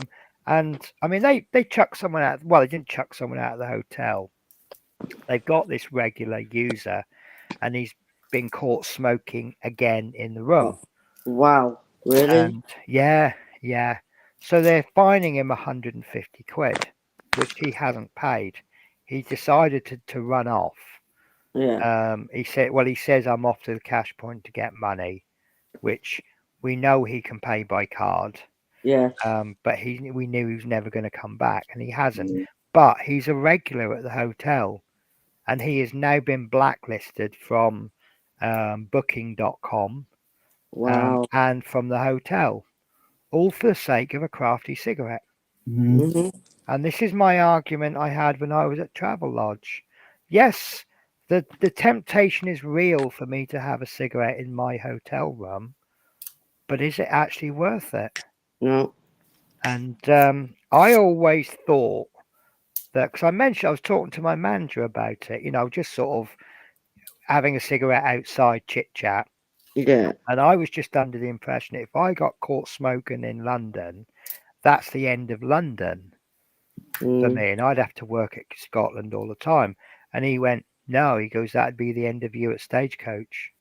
Really? Yeah, because that would be gross misconduct. Yeah. Wow. If you smoke in unauthorized places on Stagecoach property, and because Stagecoach are paying the bill for the hotel, they Yeah. could class that as unauthorized area smoking in a Stagecoach property. Yeah. Mm, And yeah. Technically, yeah. so, and is it really that hard?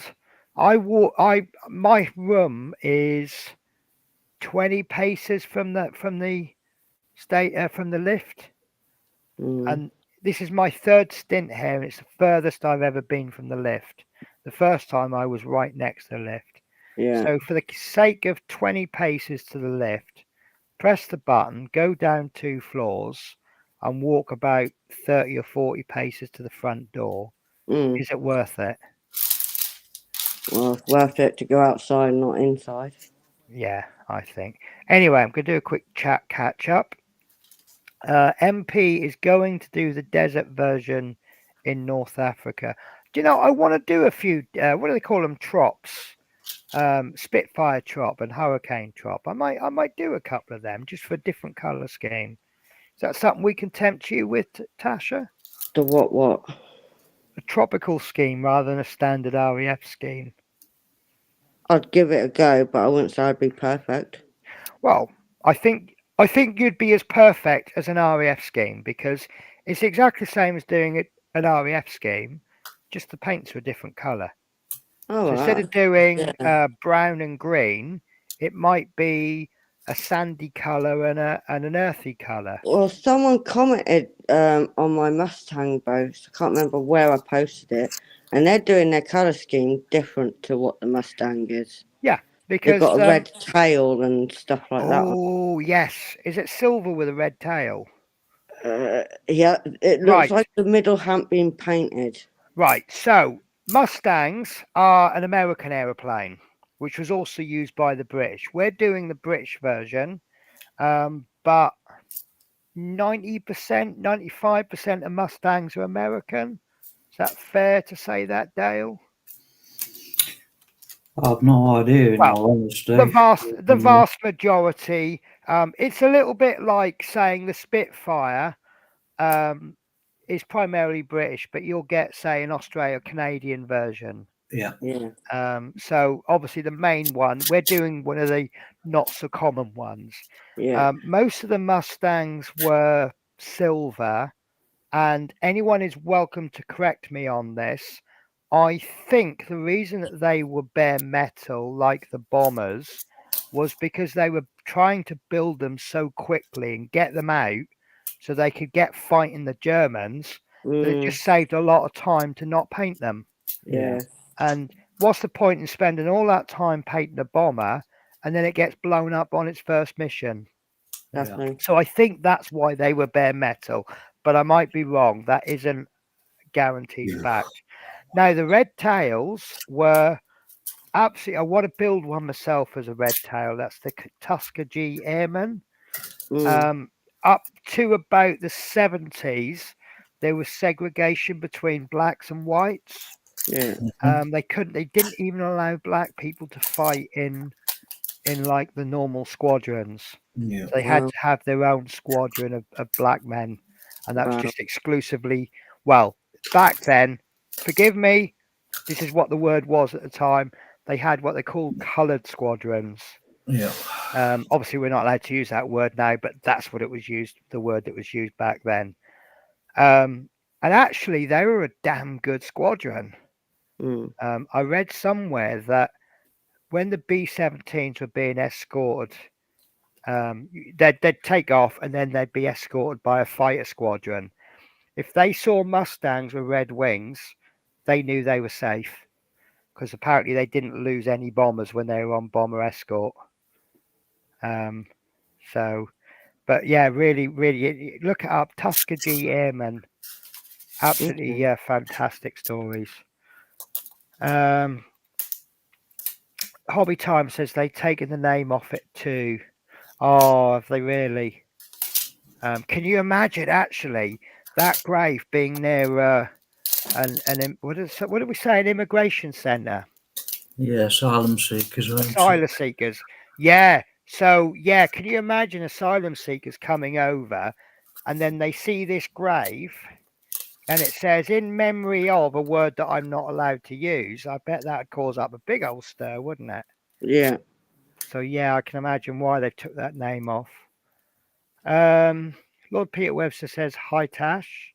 Oh, yeah. Smith Speed says Natasha.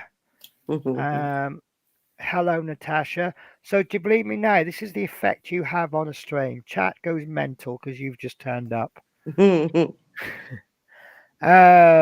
big, build small says hey builders. Lord Peter Webster says hi Dream.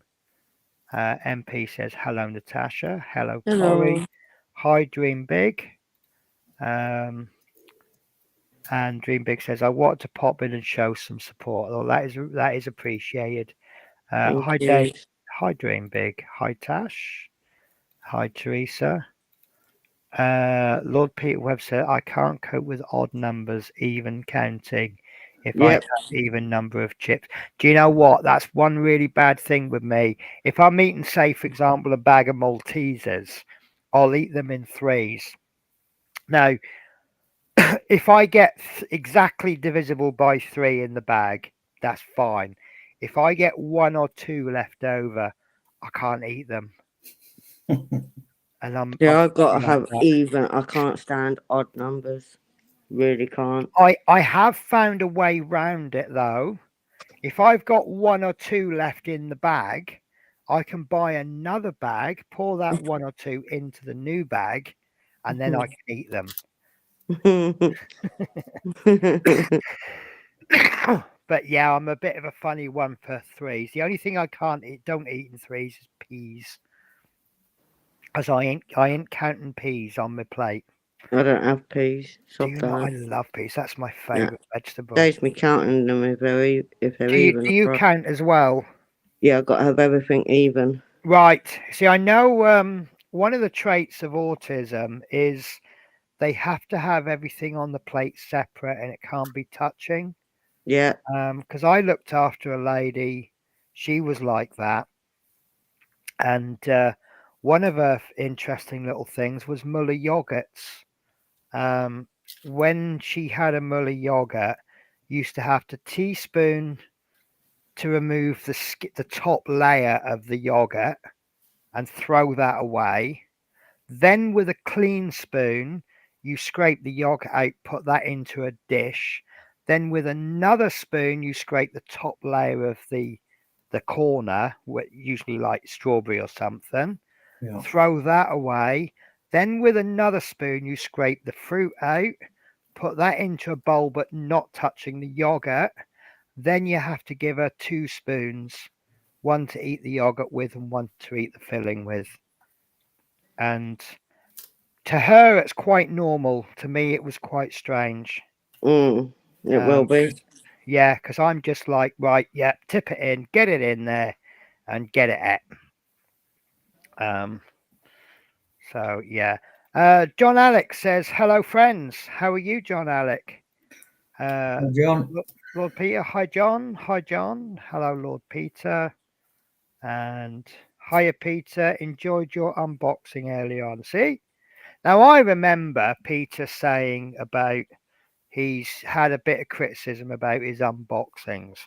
And my response to that was, well, I actually enjoy your unboxings. Yeah. Me too. I do like seeing things that he buys. And sometimes when he unboxes things, it gives me ideas.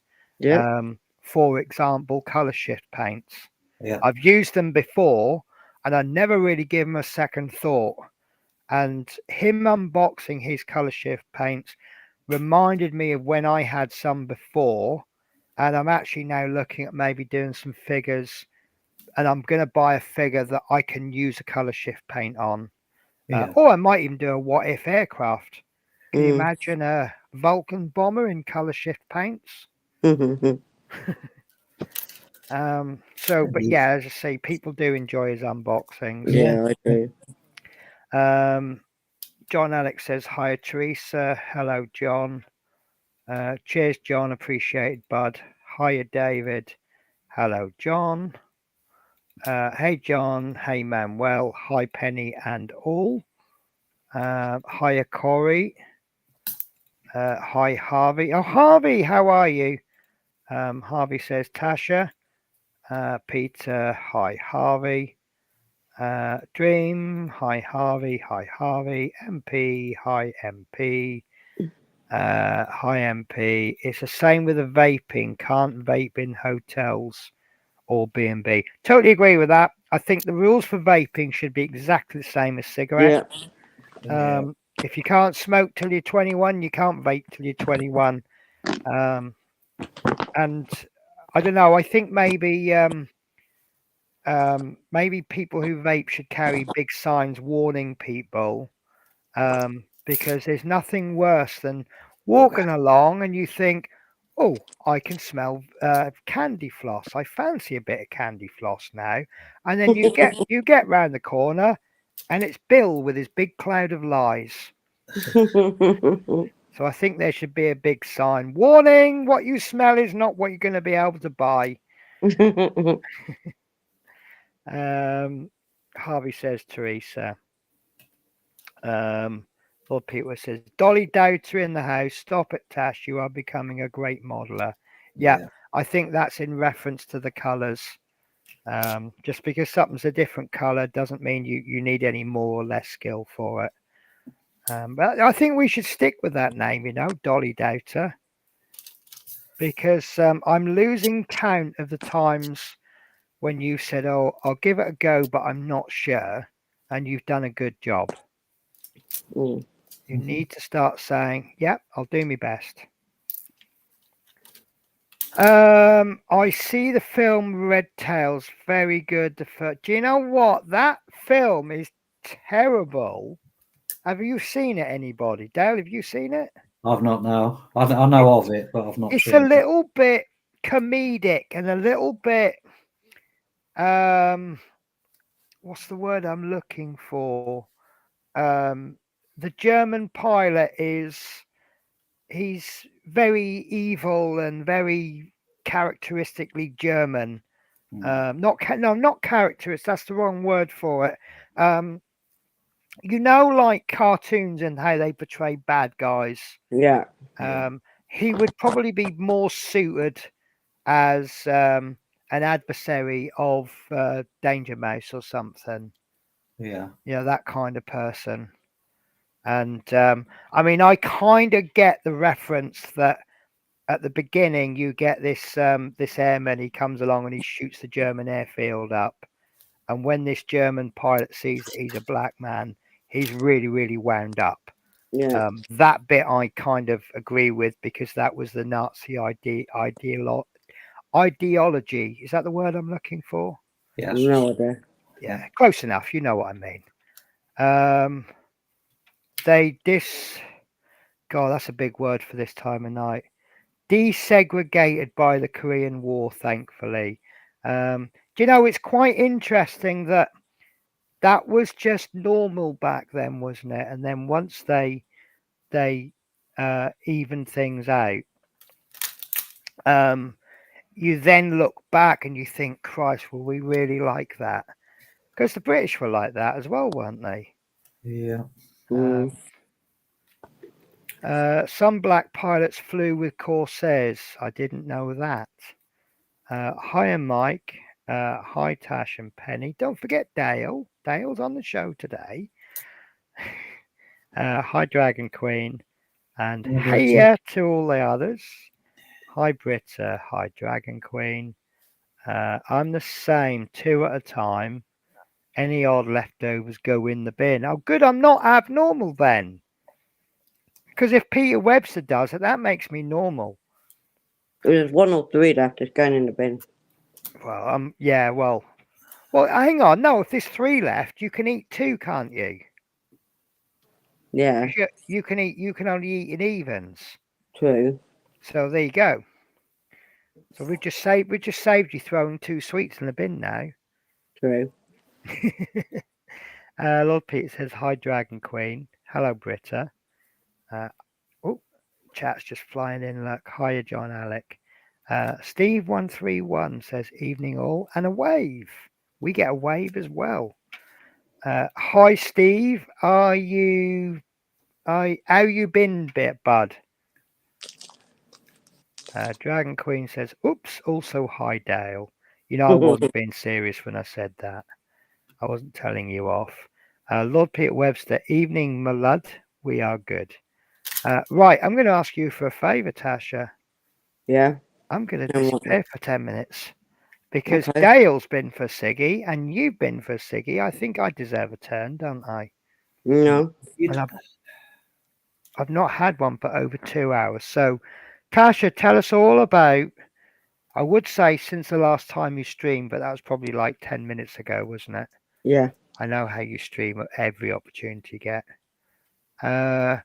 Penny, what if you eat 3 sweets an even number of times? That's fine. That's fine. I can eat three sweets an even number of times. I do feel rather good if I get 9 because I see 3 as lucky. So 9 would be lucky by lucky to the power of lucky. Yeah. So 9 is a really good number, but 3 is. But see, I think 3 makes sense because 3 is a very strong number. You get a 3-sided triangle is a very strong structure.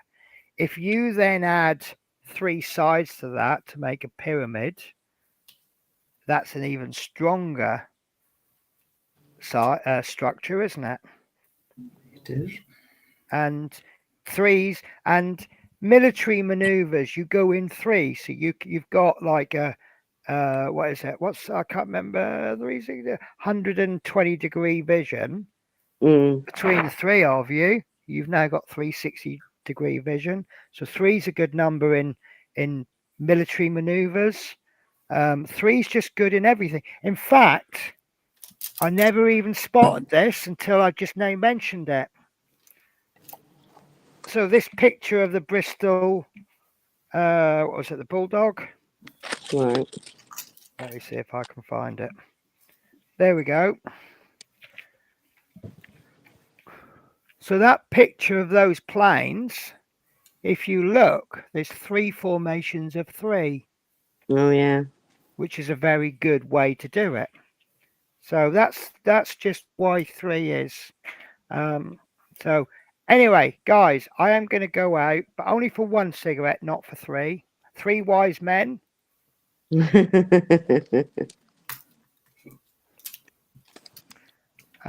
Right, and I'll try and remember where that comment is. But yeah, I'll be back very shortly. Don't forget, I can still hear you. I'm going to mute though. Oh, great. So we can't talk about it. That's not fair, man. You never could, Tasha. I've always been able to listen. I know. I might do it just for the fun of it now.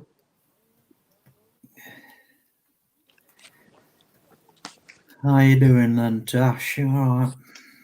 I'm all right.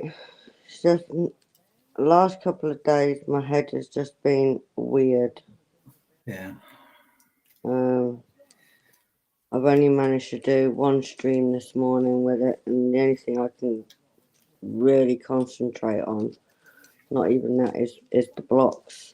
Yeah. I've got nothing for the Mustang to do at the minute till this subsides. But when I get it big. Yeah. It's a sensation of it as well. It's so weird. No one would believe me unless they get it. Yeah. But yeah, yesterday I slept most of the afternoon away. Today I've slept most of the afternoon away and evening. Oh yeah, it was gone 1 o'clock, I think, by the time I woke up this afternoon. Missed all the morning streams. And then my carer came in just before, woke me up. Yeah. And they have to put down on it. So I had to wake her up. Yeah. Mickey's shouting. Oh, what's up with my Mickey? All right, Mickey, I'm coming. I can hear you.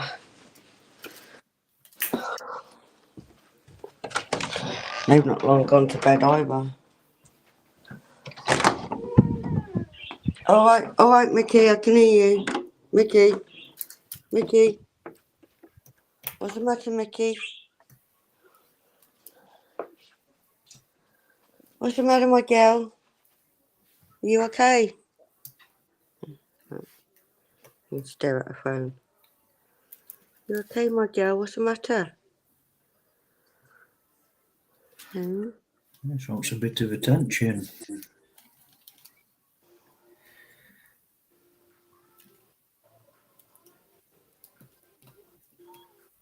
Hi, Minnie Moo. What's the matter? You shouted me. Are you okay?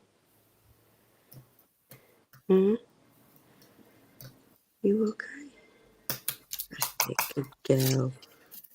She's a clever girl. You clever girl too, Minnie. I can't miss you out. Do you want this lower?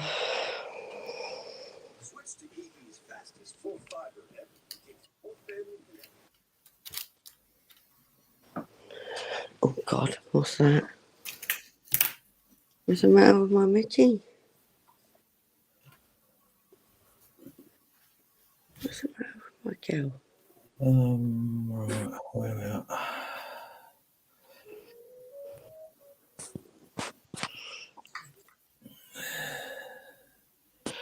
Bye, John. I've only just seen it. Take care. Right, you okay now to leave? Yes. Or do I have to stay? Hey? I'm going in bed, Mickey.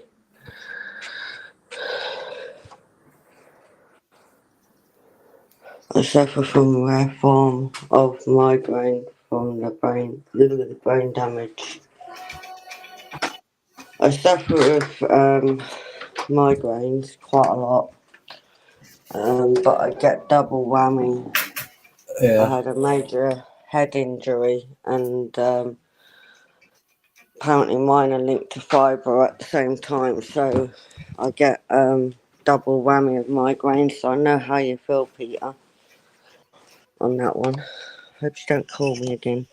Did everyone hear her call me? She's so cute when she calls me. Shouting. Is my mic picking this up? Can you hear it? Don't know what you're doing. I've got another YouTube channel open. One of my 3D printing guys is offering a free printer. Oh God, Penny's back. I get called God a lot and Jesus. A lot of my passengers, when they get off, they go, Jesus. Yeah, they're probably thinking you're gonna crash them. Have you done chat catch up? Or shall I do Not it? on all of it. I've Okay. had Mickey shouting me. I think it Okay. came up on I'll live. the other day I see a documentary, The Mustangs Protect the B-17. I then they make contact with the ME-262. It was a shock, no match to date planes. Yeah, the ME-262s, if they had been introduced earlier in the war, I think it could have turned it a little bit. Not saying that they would have won the war. You do see a lot of stories about, oh, this is the mission that won the war, and that's the mission that won the war, and obviously it was all contributory. But Yeah. I think had certain missions or certain aircraft not happened, it would definitely have slowed the war down. So Smith Speed said 3 wise men. Where are we up to? We're up to. You'd have things happen in threes. Bad. Not bad. Say that, don't they? Things happen in threes. Yeah. But I've had two bits of good financial news. So if things happen in three, I can't wait. LOL just went out. That's what I call it. I go out for some fresh air. Except it's the furthest from fresh that it could ever be, isn't it? Yeah. I cut my hand once and had to have stitches. She stopped at 9 and made her put another one in or take one out. I can imagine you doing that. The Bulldog was a very good plane, slow but very resistant. Now, is it slow by today's standards or slow by the standards of planes back then? Oh, the Bulldog, sorry. Yeah, Bulldog. Bulldog. I'm thinking of something else. I suffer from a rare form of migraine from the brain damage. Just Ooh, spoke about that one. right. We wake up to shite days. Take care, Tasha. Yeah, it happens. It's funny. I was thinking about this yesterday. If I was streaming with someone who would just be like, oh, basically, if I was streaming with me, the sort of person that would just, oh my God, I'm sorry, I overslept. I'll probably be like, yeah, I think I need a backup co-host. But with Natasha, because obviously we know there's a good reason for it. Yeah. Did that just come out really bad? I don't know. I don't know, I didn't mean to anyway. Really? Right. I've seen this name before and I think I butchered it before. Fly Mode Chairman 1. No, I don't recognize seeing that name before. Oh, Have don't you? we? I do. Did they come from your channel then? They have. If I remember rightly, they were in the stream when you couldn't make it. Ah, that'll be But why I I've not. know of the person anyway. Right. I just Good call him person or Fly. very good person? Very nice person. Very nice person. That's all right then. Well, that'll do me I then. just call him Flymo. Yeah, I'm sure that's it was fine. him. I think I have nicknames for most people I know. It was in Connie Stream earlier. Right. MP says slow by the standards back then. Sorry.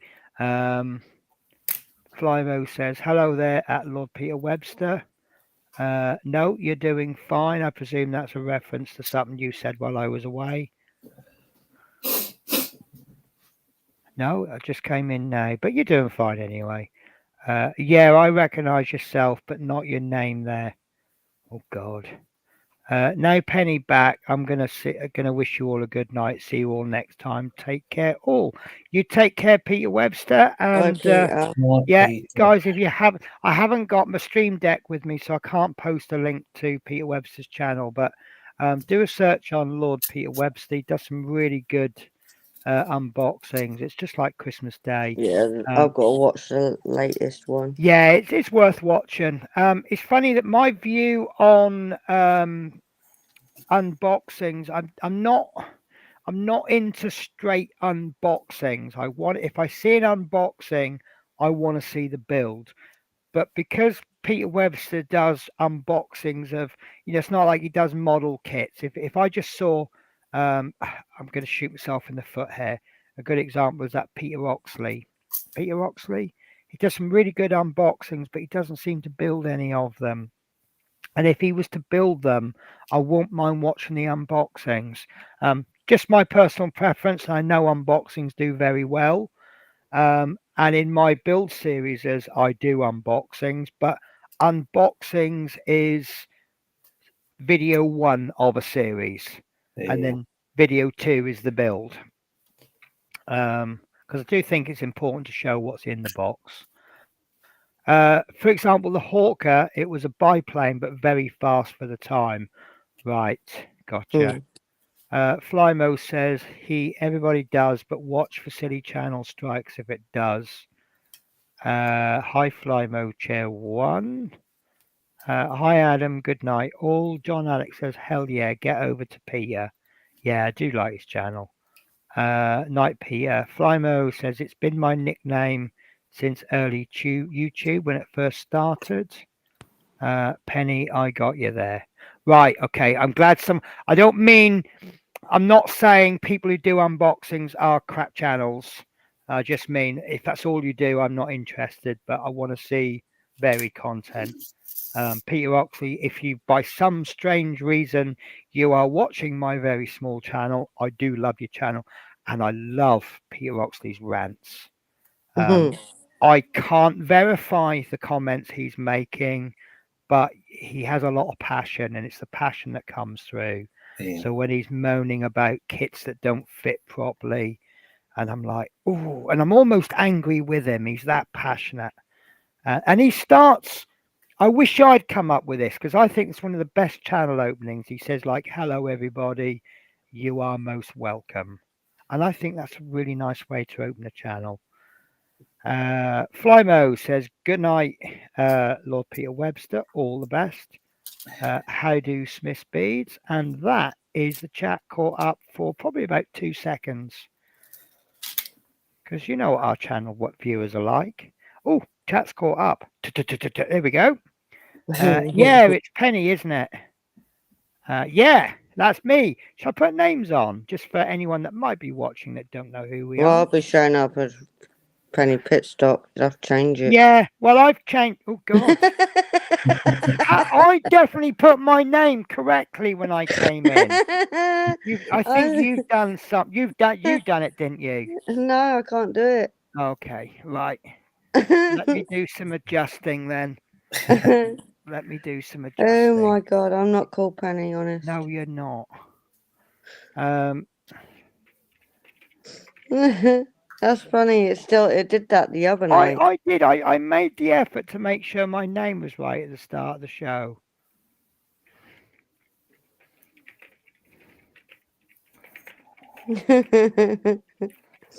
It did it last time we were live. What the hell does that say? I'm here to be what? I'm sure she's up to something. Yeah, why not? Are you crafting Budgie Mama, or are you Crafting little Budgie something Mama. or another? I got told I was Miss Little Tweety today. Little Miss Tweety. Little That's Miss not an awful Tweety. name, is it? No, I liked it. Yeah, it's all right. What was I going to say? I I don't don't know. know. Must have been a lie. I know what I was going to say about my channel name. So I started off as just my name, Penelope Blake. I still got that channel actually. Then I started this channel. I was doing figures at the time, so it was Paint with Penny. And then I realized I'm doing a lot more than just painting, especially I was doing part works. So I changed it to Penelope's Pit Stop, which is a play on Penelope Pit Stop. Yeah. For some reason, I changed it to Penny because people were calling out my channel and they couldn't pronounce Penelope. Some people can't. I know, and I'm like, did I do the right thing? Just because you pronounce it incorrectly, I change it to make it easier for you. So, but to be honest with you, I think most of my growth and most of the popularity that I have has come while I've been Penny's Pit Stop, and I think it would be difficult to change the name now. Yeah, same as my name. I'm not changing it now. Yeah, when I was debating to change it to Penelope's Pit Stop, another name that was in contention was 50 Shades of Purple. I really did like that name, but I think that one might have been a little bit too close to the bone and may possibly have attracted the wrong crowd. Yeah, Because obviously it was a little bit close to 50 Shades of Grey. yeah. But yeah, it's but yeah, I think I am now Penny's Pit Stop, but I probably will be forever now. And I like the name because it's slightly informal. Having fun building stuff is more important than get it actually accurate. And I know that will probably stop me from getting the subscriber numbers that the really good modelers get, because some people want to see a really highly accurate done model, but then I've got to be true to myself, haven't I? I'm always, well, for at least now, I'm always going to be a fun builder. Yeah. You know, it's like this Corsair. I think I've got the wrong interior color. You can't see it because I'm not on that camera. I'm showing the wrong camera. There we go. It's most likely it is the wrong color. It's not the color call out from the instructions, but it doesn't look awful. And you know, the correct color has to be ordered, and it takes about a week to come. And I don't want, you know, I've been doing a week's worth of building in the time that the paint comes, and like I say, it doesn't look awful, and I'm happy. I have a smile on my face when I look at it, so that'll do me. And it's not like it's purple when it should be yellow, is it? It's just a different shade of green. And I may change, you know, as I'm always looking at trying new techniques that I've not used before. Once I start using these techniques, maybe I'll start looking at stuff that's a bit more accurate, and maybe I will turn into one of these stuffy, serious rivet counters one day. But for now, I'm just here to have a bit of fun. Exactly. Right. Excuse me 1 second.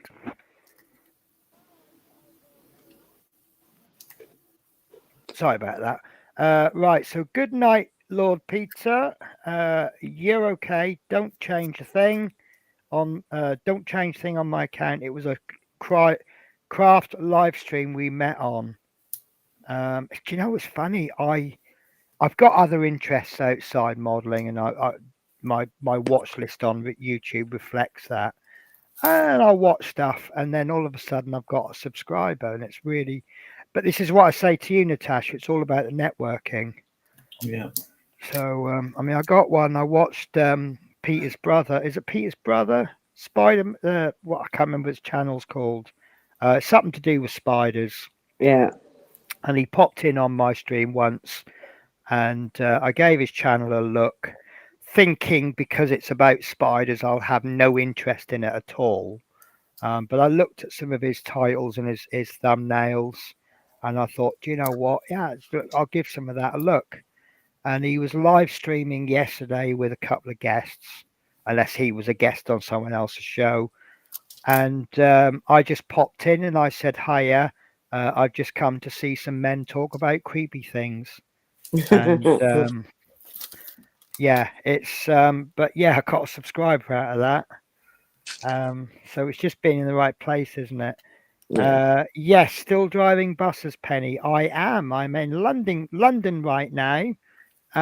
Driving buses, being paid far more than I'm worth. I don't mind admitting that. So you'll see me. I'll do 3 weeks in London, then I'll do when I go back to Scotland, I'll be back for a week for annual leave. And then I'll come back to London for 3 weeks, and I'm back to Scotland for 3 weeks, and then that just repeats.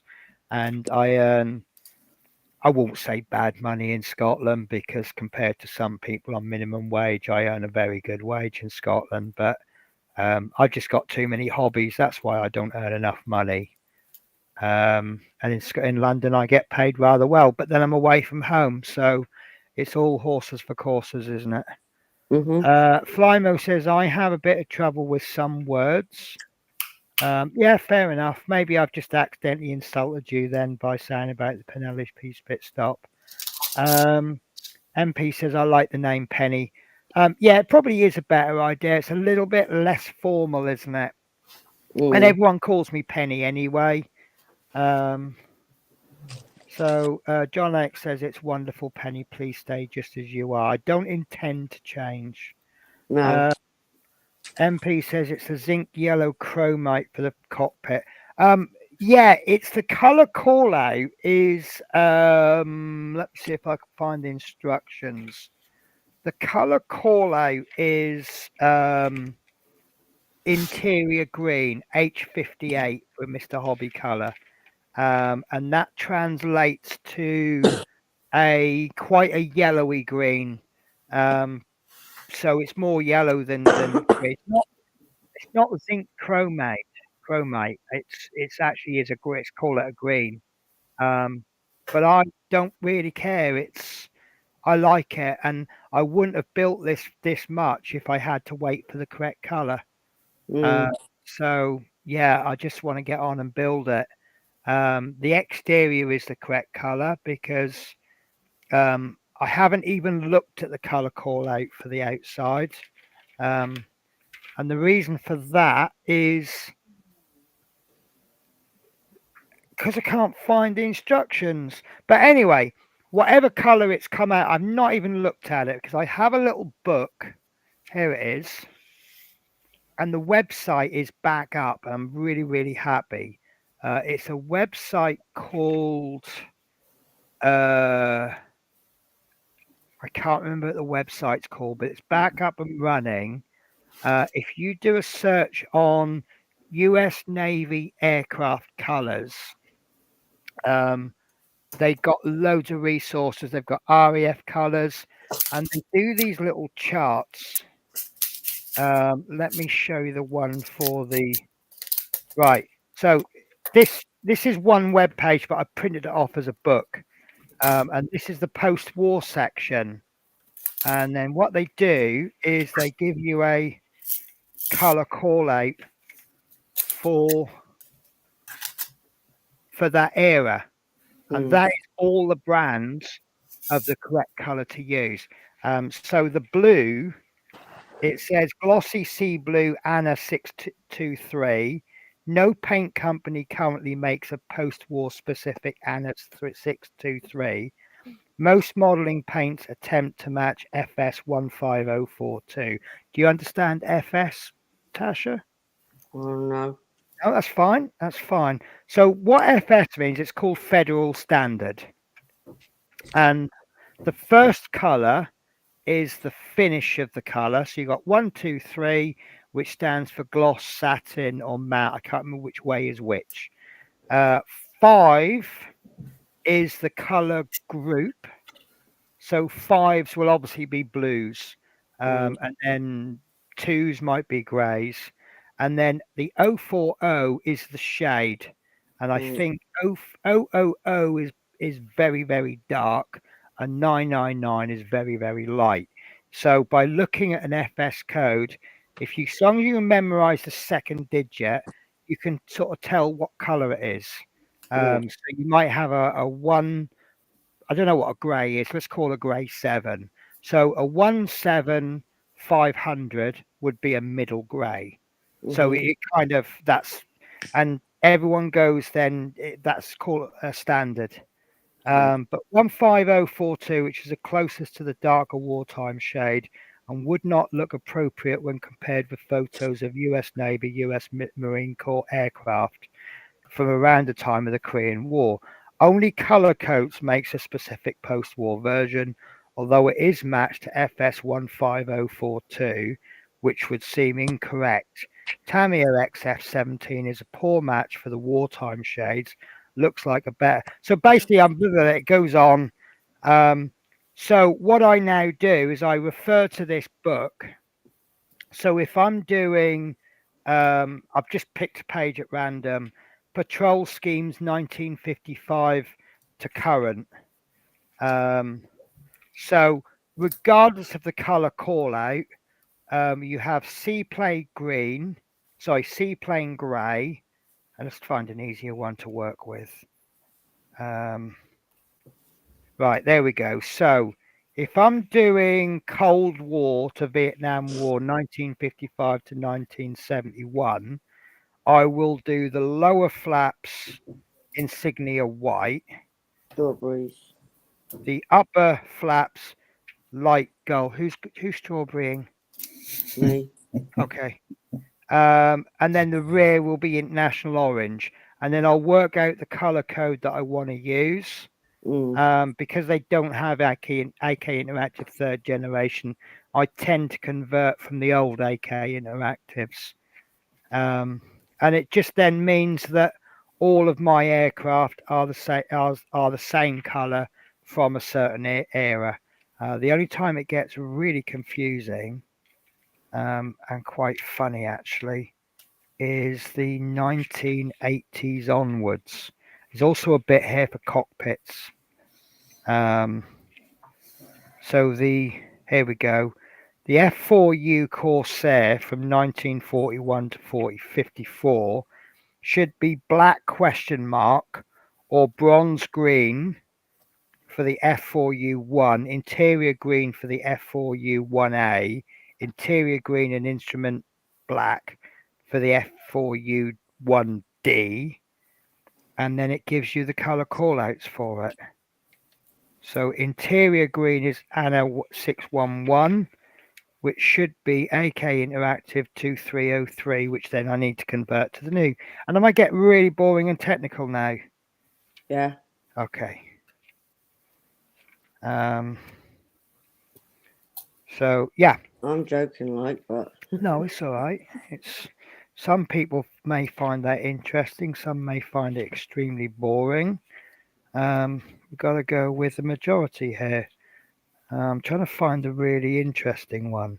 I thought it was from the 80s. well, is there different ones? Is there? Oh, they've now got a scheme based on the actual aircraft, not on the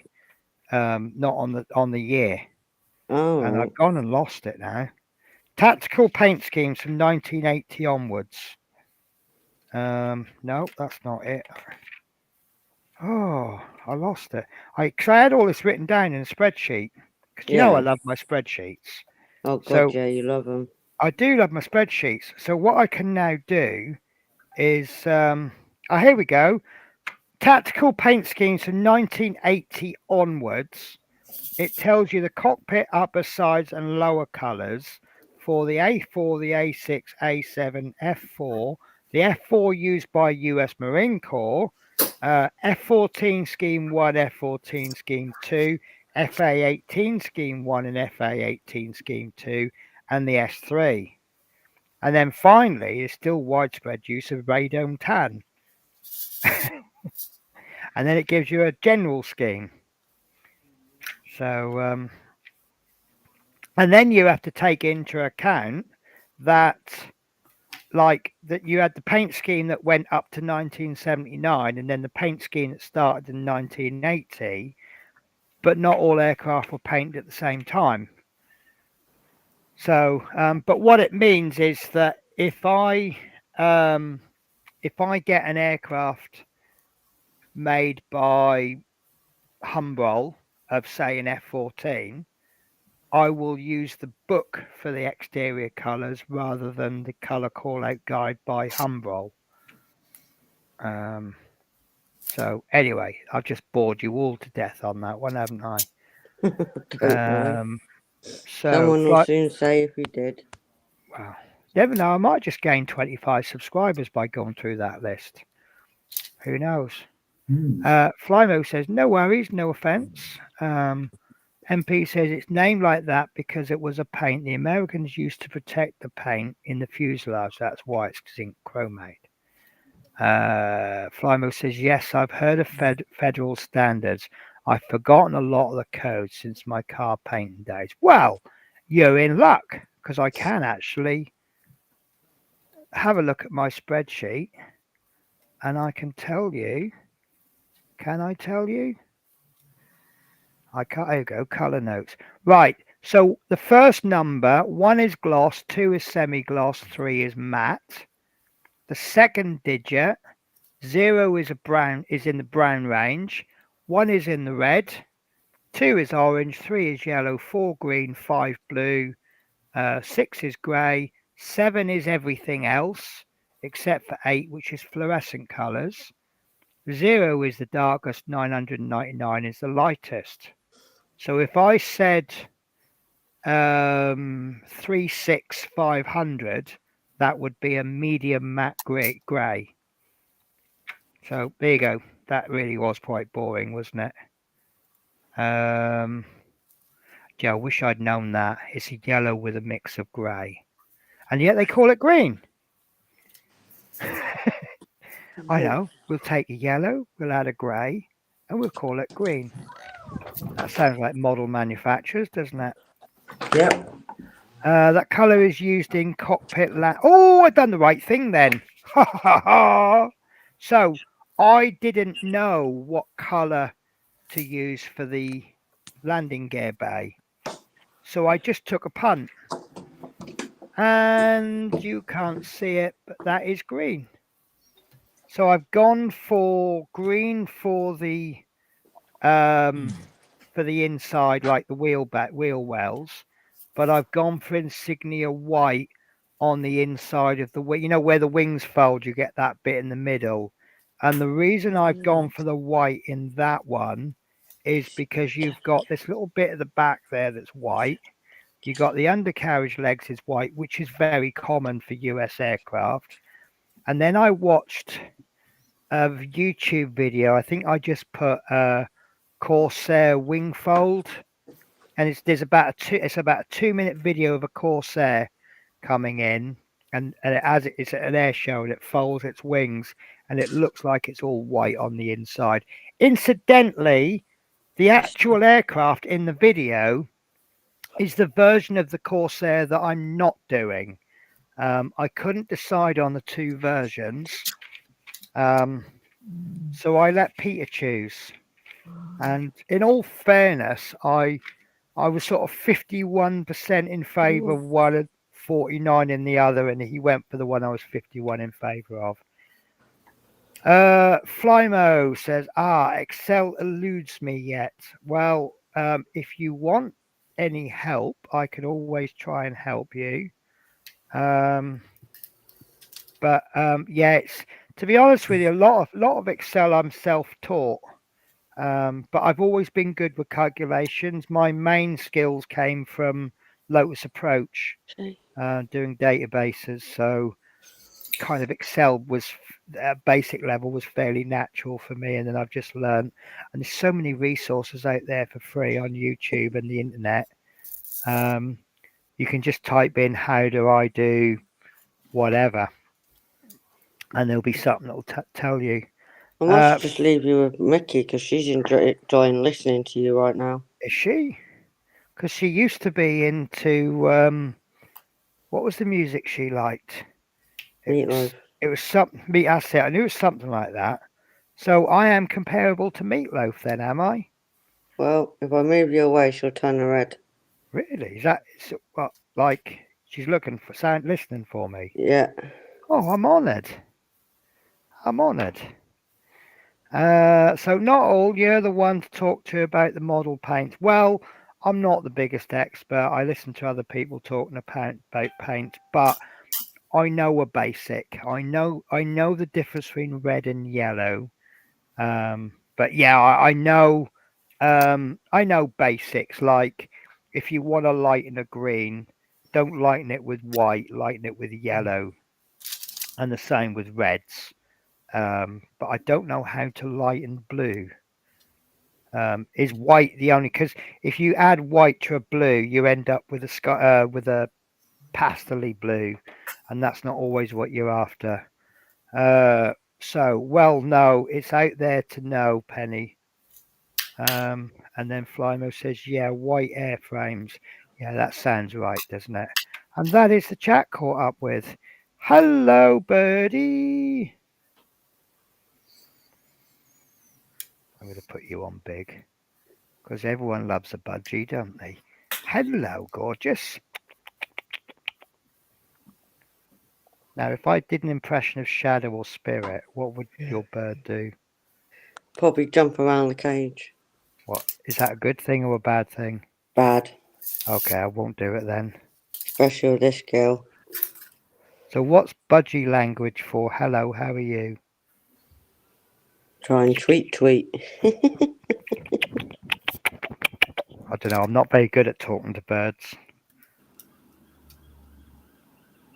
Ooh. Hello. I think she's looking at me very strangely. It's just how she sits. She's plonked her stomach right on her perch. Is that a comfortable stance then? Yeah. But she's not on edge, is she? No. And we got Minnie. You can't see her very well. She's having a bad molt. Is she? Yeah. It's because you often have one who has a bad molt, don't you? It's Mickey. It's Mickey, is it? And that's where she is. She keeps tweeting tonight, so I've had to stand here for the last God knows how long. And then she started staring at my phone as you were talking, so I faced it at her. Yeah, you happy now? I am. Are you happy now, Mickey? Can I go and sit down? He's like, nope, you stand there, Mum, and I'll stare at the screen.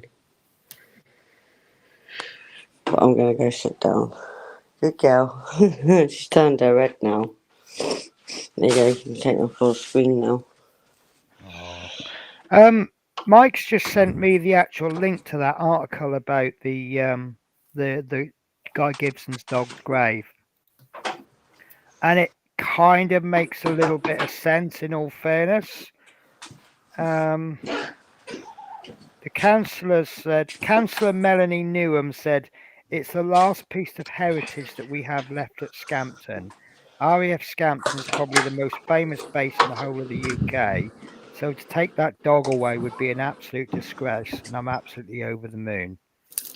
I suppose seeing it from that point of view, you can kind of understand. But if they're getting rid of the base, are they getting rid of the base, or are they just using it for asylum seekers as well as an RAF base? Don't know if anybody knows that.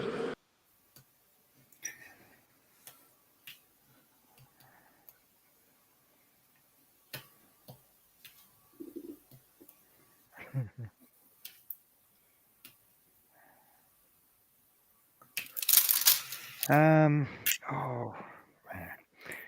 So right. So MP says for light blues you can use light grey. Yeah, I suppose that would work, won't it? Yeah, So grey. Yeah, it won't work. It won't be so stark then, would it? And then Flymo has done a wave. I think you need to do the colon on the end as well to do that. Not that I'm an expert with emojis. Every time someone sends me an emoji, I end up replying back. What does that mean? Ooh, I've just Google sent me an article here. Hundreds of model trains go under the hammer. A Yorkshireman's collection of 300 model trains has gone under the hammer after never running on a track. Andrew Carmichael spent 50 years amassing the vast collection of locomotives, but was only interested in building them. After his death 9 years ago, his wife Evelyn said the models had been left undisturbed. However, due to her downsizing to a new property, she no longer had the space to store the collection. Instead, the models went. Oh, I thought they were going up for auction. So they went for auction and they fetched £8,000. Oh, sorry. The way I'd read the title, I thought it was going up, so I thought that'd be of interest. But obviously, do we really mind as much? And apparently, Avanti are going to be paying train drivers £600 a shift to work overtime. I'm in the wrong job, aren't I?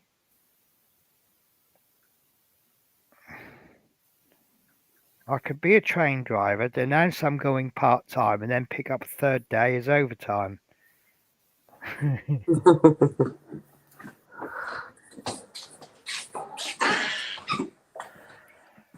Right. Well, I made a boo-boo earlier on. I thought I was smart, but not quite as smart as I thought.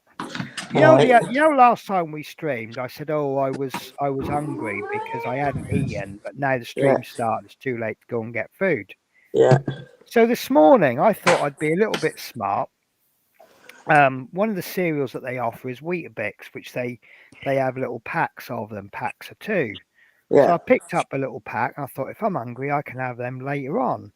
And I've just come up and I thought, oh yeah, I'm a bit hungry. Trouble is, I didn't pick up a bowl, did I? Oh God. Just you. Yeah. So I'm either going to have to wash out my my soup bowl from earlier, or run away and go and get one. So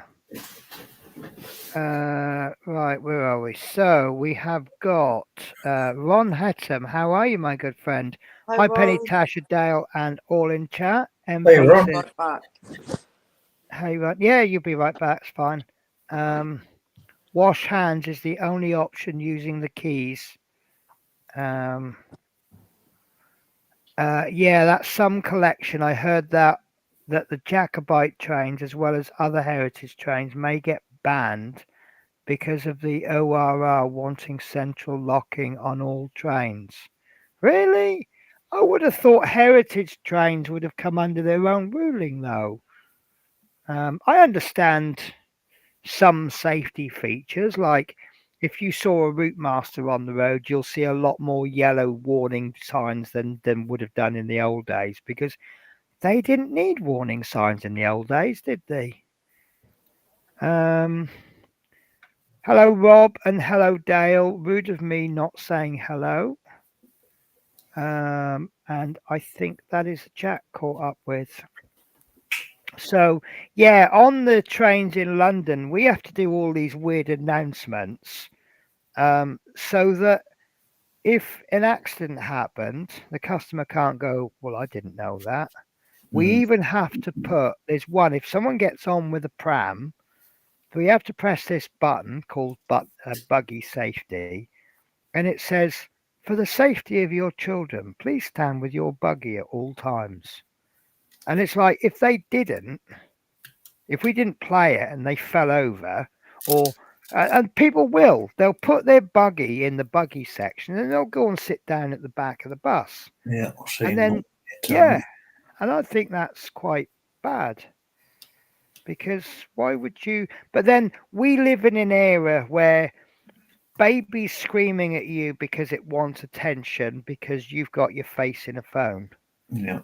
and I would have thought if you had a baby, you would be wanting to give it attention. But obviously, that's another story, isn't it? About Scampton, there's a lot of issues. So you might know this, Ron. So is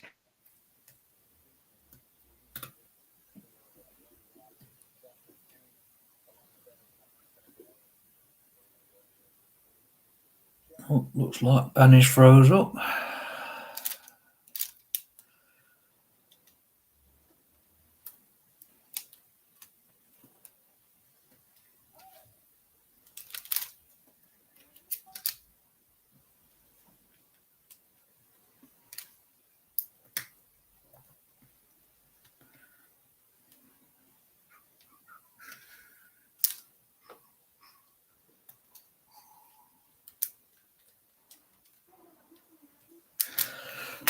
Well, hopefully she'll be back.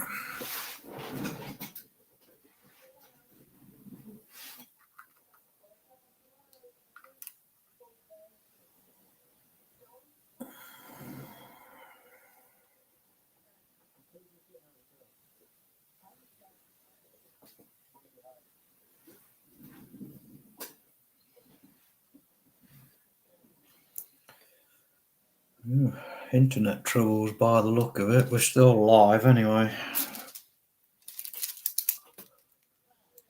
Or it's showing us live.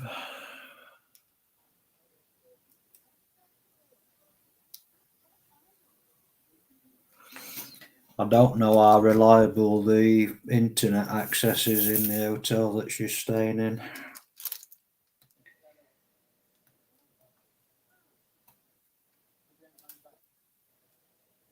Yeah, she'll be back, I'm sure. If not, me and Tasha will keep you entertained. Although my military knowledge is not as good as Benny's.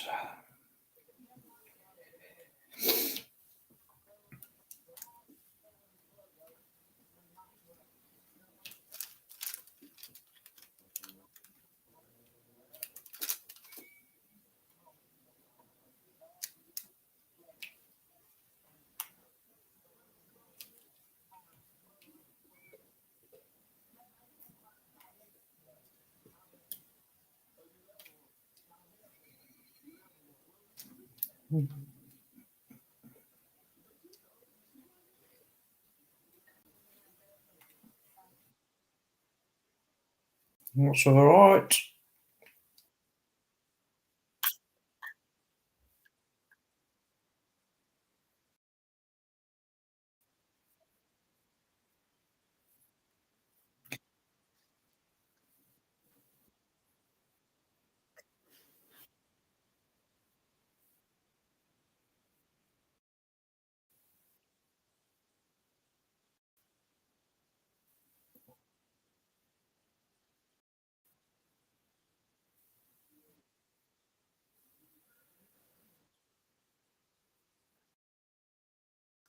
Yeah, I did. I did say I weren't sure how your internet was in the hotel.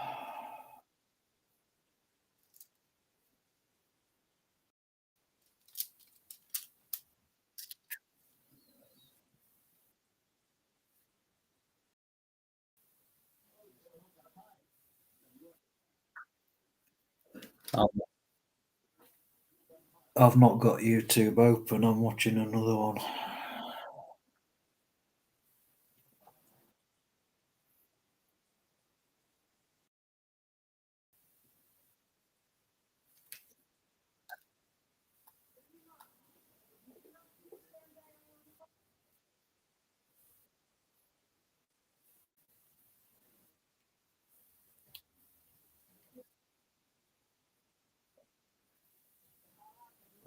Well, it's still showing live in Streamlabs.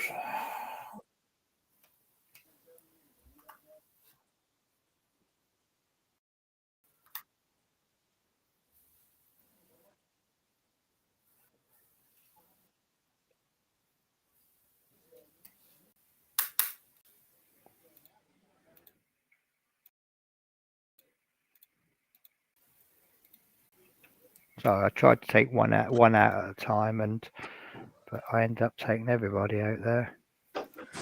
Right. Yeah, go on back.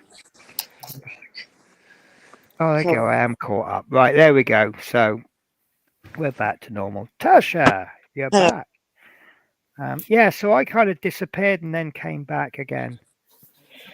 Did you? Yeah, well, it's quite funny. It's I was watching Dale. Why have I called him Ron? I was Dunno. watching Dale, and Dale was like motionless, Yeah. and I went, Dale, have you frozen or are you just not moving? And he didn't respond. And then I looked at yours, and your little planetarium thing wasn't moving, and I thought, well, either both of you have got frozen internet or it's me. So I had a look, and on YouTube I was getting that buffering little symbol. Yeah. So I disconnected and reconnected the Wi-Fi. Because with the Wi-Fi in the hotel, about once every 24 hours, it asks you to put the Wi-Fi password in again. Yeah. Because I switch the computer off and go to work, it usually happens when I switch the computer back on. But I've had the computer on all day, and I might even have had it on all night last night. So that might be what it was. Mm. But yeah, it's all good in the end. All good in the hood. Uh-huh. So I'm just going to catch up, and then I'm going to run away for a couple of minutes and get some fresh air, and Okay. maybe cold as well. Mm-hmm. So up here, this space on the newer buses for mums and buggies to sit. I'd like to see that. What area is that in Flymo then? Flymo says, a low battery maybe. Thumbs, you got this. You got this. Right, chat caught up with. I'm going to disappear and go and get a bowl for my Weetabix. Okay. So Okay. you chit chat away, and I will see you shortly. Okay. We'll do. We'll talk about you. But not to you. Oh, I'm totally hard to eat a bit and all. I don't know if I could. I've just eaten a couple of chocolate bars and just like, nah. Don't want no lights on at the minute. Like Yeah, lights. had a couple of slices of toast just before I come on. Oh, did you? I'm gonna have to get something proper though in a bit.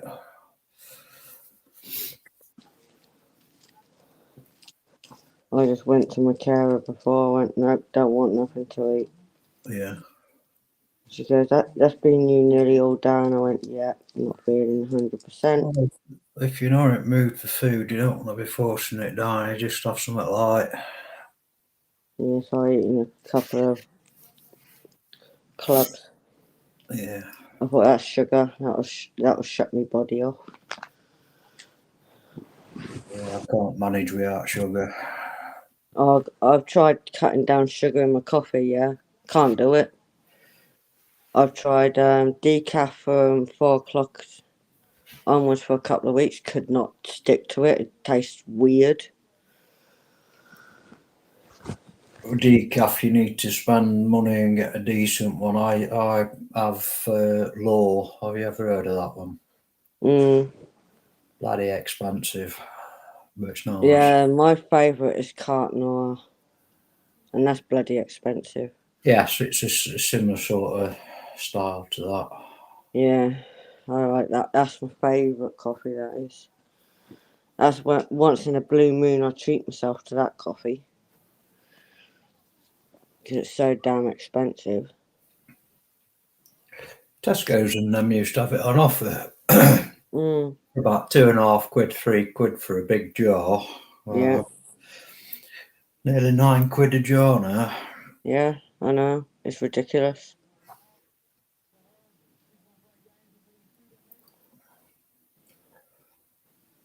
Yeah. I've had people complain that I've got cheap coffee, and so I went, well, you go and buy your coffee then. Yeah.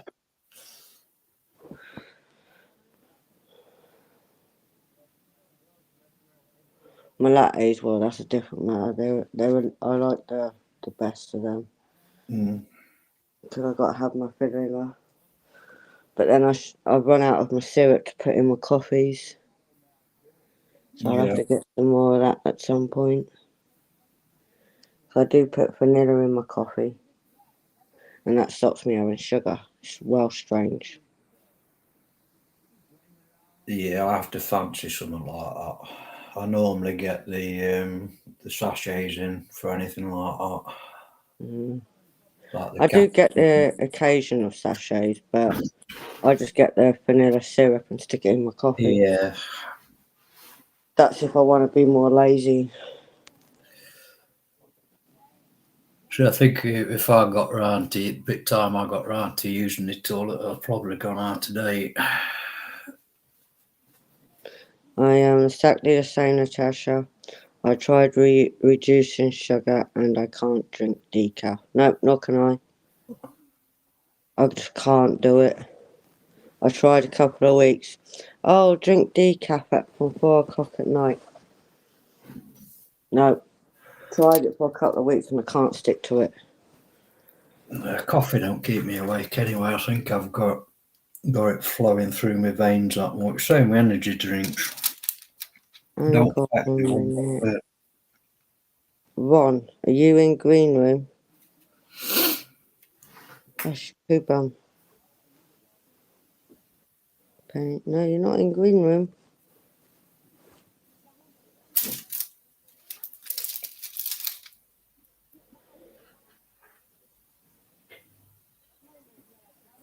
You can join Ron and wait till we get into green room.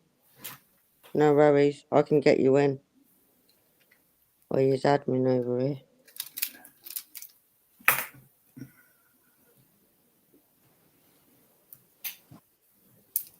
Fanciest I get is mixing gold blend with the red top Nescafe. Never tried mixing. I don't mind a bit of gold blend. I'm not keen on the original Nescafe though. No, I don't like the original.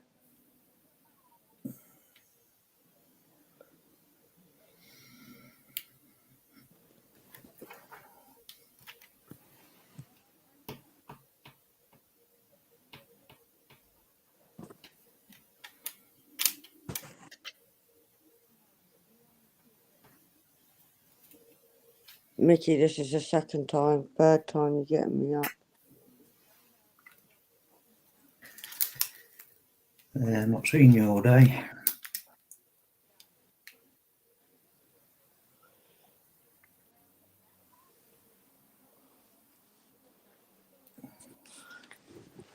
Oh, man. Up and down, up and down. I see you. So I've just seen someone in what I think is the worst outfit possible. When people wear camouflage trousers and a high-vis jacket, what message are you trying to send? What's the matter, my girl? Let me mute. Like that on Facebook earlier. Yeah, And people actually do it. It's I real. think the caption was "Make your mind up" or something like that. Yeah, yeah. But I was like, oh, sorry, mate, I didn't see your legs, but I did see your body. Sorry, back in a sec. I just need to wash a spoon. They run out of spoons downstairs.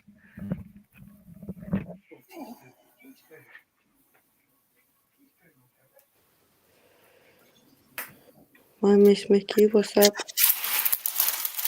This is the third time you've got me in. What's up with my girl? Hey? Sorry, does anyone have an objection to me eating Weetabix? No? Not I at just all. got... I think Weetabix is not so much a breakfast cereal, it's more something that you eat at night when you're hungry, but you can't decide what you want. Yeah, I was just saying that it's my go-to munchies. Yeah. But I ain't going in at the moment. I've just got porridge. Oh, nice. Cool. Years ago, I used to make. I sit at home on computer all day on Saturday, and what I used to do, I used to make the porridge extra thick, put it into a loaf tin, and let it set, and I just eat slices of it. I love you. Yes, I do. can you go to bed now and stop tweeting? I assume you're talking to the birds and not to us. No, talking to my lovely girl who's just got me up for the third time of the evening.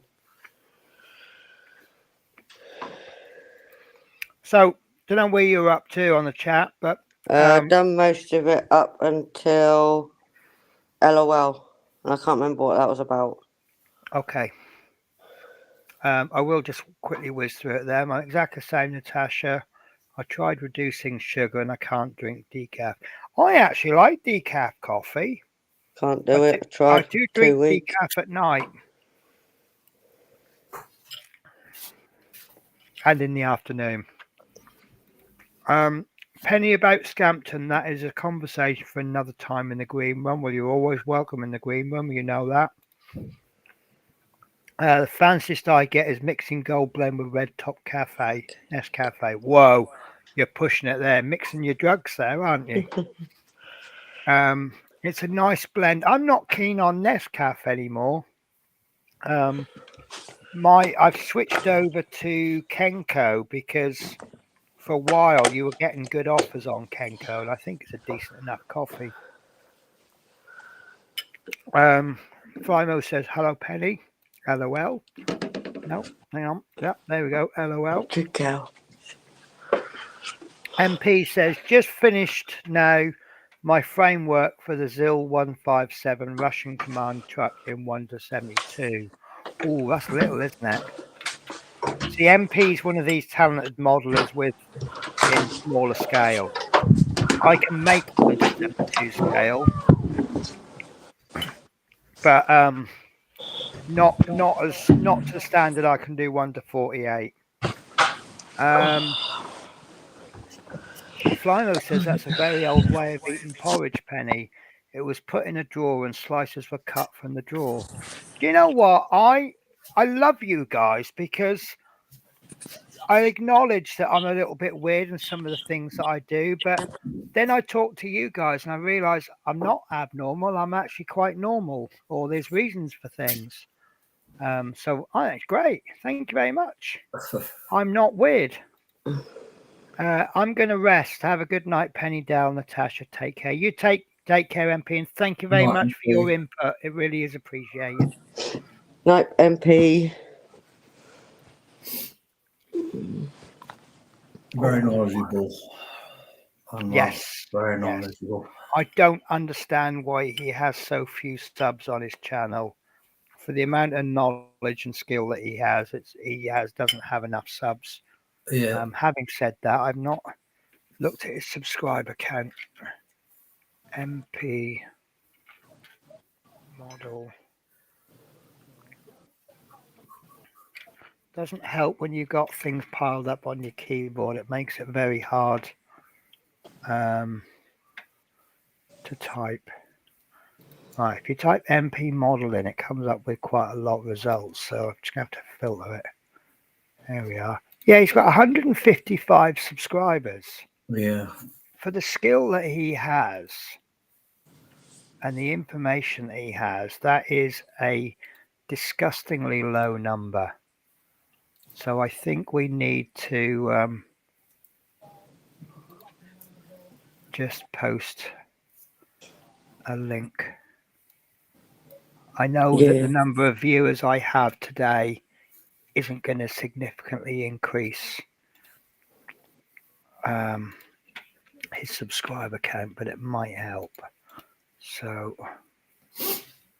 but yeah, guys, go over and have a look at his channel. He's got some really good stuff. He does some really nice lives. I do like his live buildings. And he did a series before. I thought he was shooting himself in the foot with this, but he actually lets his viewers decide on the color schemes of his aircraft. Yeah. And they come out a little bit funky sometimes, don't they? Is that a fair word to say? You like the word funky, don't you, Tasha? Yeah, like my Venom Groot, he's funky. Best I loved that when he showed it on stream this afternoon. What, funky or the Groot? Venom Group. Yeah, does that come from something, or is it just someone went, I know, let's do a Venomy group? Yeah, basically. So he quite liked it when he showed the pictures. He shows the gallery every week, once a week, I think it is, of people's work or No, when he whatever he's does up the to. gallery, does he do the music? No, Do do do do do do do do do do. no, not in the live. No. Because that is the gallery music. Are you old enough to remember that, Dale? Yeah. Heartbeat. Yeah. And now it's time for the gallery. Now it's time to see your works in the gallery. Do do do do do do do. No, he doesn't do the music. He just shows off the gallery in the group. Yeah, that's fair enough. What was I watching this morning? I can't remember who it is, but there's a live show, and I do like that. I didn't take part in the sprue or false today because what they do is they show a piece of something or a piece of a picture or one piece on a sprue, and you have to guess the manufacturer scale and what the model is. And I've stopped taking part because I just embarrass myself on it. I'm that bad. I actually give myself a little pat on the back if I get 1 out of 3. I would Right. get none out of none. Well, you may not. If you listen, to be honest with you, a lot of times it's like a bit of a game of mastermind. You know, when you used to do the colours and you get Yeah. like so many are correct and so many are right but in the wrong place. And it's a little bit like that. If everyone's guessing 1 to 72, so they might say like 1 to 72 trumpeter Spitfire, and then they'll say two out of 3. Yeah. So then you might say 1 to 72 trumpeter Hurricane, and then they'll say 2 out of 3. So then it probably is a trumpeter 1 to 72, but not Spitfire or Hurricane. So it's a little bit like a game of mastermind as well, but no, it's all good fun. So Flymo says 107 videos on MP's channel, very good. And Flymo says, I remember. So have I just inadvertently said, are you old? And Flymo's just gone, yes, I'm old as well. I'm getting there. No, well, I think you're as old as you feel. Okay, I went through I'm a 98. phase. I was doing quite a few things that was probably more associated with people younger than me, like playing football in my late 30s. And then I was lodging at a friend's house. We have everybody just sit down and wait. We have got, drum roll please. Ron. Hello. Hello, Ron. How are you? I I'm invited him alright. to come on. Yeah, well, I decided to come and irritate you now, you see. No, Yeah, I'll that's do fine. it back. So do I get my exclusive look now at your Osprey? I absolutely love that aircraft. And I wish I could build as quickly as you. Actually, I ain't done too bad today. Oh, look at that. Beautiful. Is that the one where you get the options with the wing position and the rotor position? Yeah. Look at those seats. Oh. Yeah. Do you know what? I'm going to go home and start on my Greyhound. I'm just going to go now, sod the next 2 weeks of work. Then also got the control panel as well. Nice. Done quite a bit as well with the seats there ready to be mounted in as well. So how much of a researcher are you with regards to things like the instrument panels and... Very much so. I do my 100%. Right. I go literally to the limit of saying what do I want and how do I want it. Right. So I better not show you my Corsair cockpit then. Oh, well, I mean, it's not a problem. No, I've done mine out of the box. Oh, yeah. but I've done mine. What I've added is I think it makes it look a bit more interesting. Yeah. So tell you what, I'll take the side off so you can see it. Look at that engine. That's all right. There's Yeah, nothing but wrong with look, that. I spent hours on that, and look what Yeah. happens when I put the engine cowling on. I know. Tell me something I don't want to know. I know it makes me sad. It does. I cannot disagree with that at all. So there's my instrument panel, and I just put red dots in just to make it look a bit interesting. Yeah. Well, that's And the thing. And then what you can do to make it really like shiny as such is probably put a bit of PVA glue in it. that's what I've done. Well, I put gloss varnish in just on where the Right. glass might be, Yeah, probably. no. But What do you I'm want to thinking check? about putting a wash over the top because I think, given Yeah. that I've done all that weathering in the cockpit, Yeah. those panels look a little bit bright, don't they? Yeah, a So little bit. I don't know. I haven't decided yet, Yeah. but I'm doing the happy builder attitude. I'm Oh, happy. that's This good. makes me happy. Well, that's the So thing. It's just what makes it, what makes you feel good at the end of the day. That's the whole I'm thing about it. I am enjoying this. I really am. I've Yeah. made 3 videos on it so far. 1 unboxing, 2 build, and I don't want to make the videos. I just want to get on and build it because I'm enjoying it that much. So, but Yeah. yeah, I'm I started, having fun. I started putting on the bottom bits as well. Nice, I do love that. Because I've seen an Osprey built by one of the big YouTube builders. And I Right. can't remember if it's the Italiari version or I don't even know if there is another version. I think it's hilarious as far as I know. I'll have a look in your mobile phone. Um,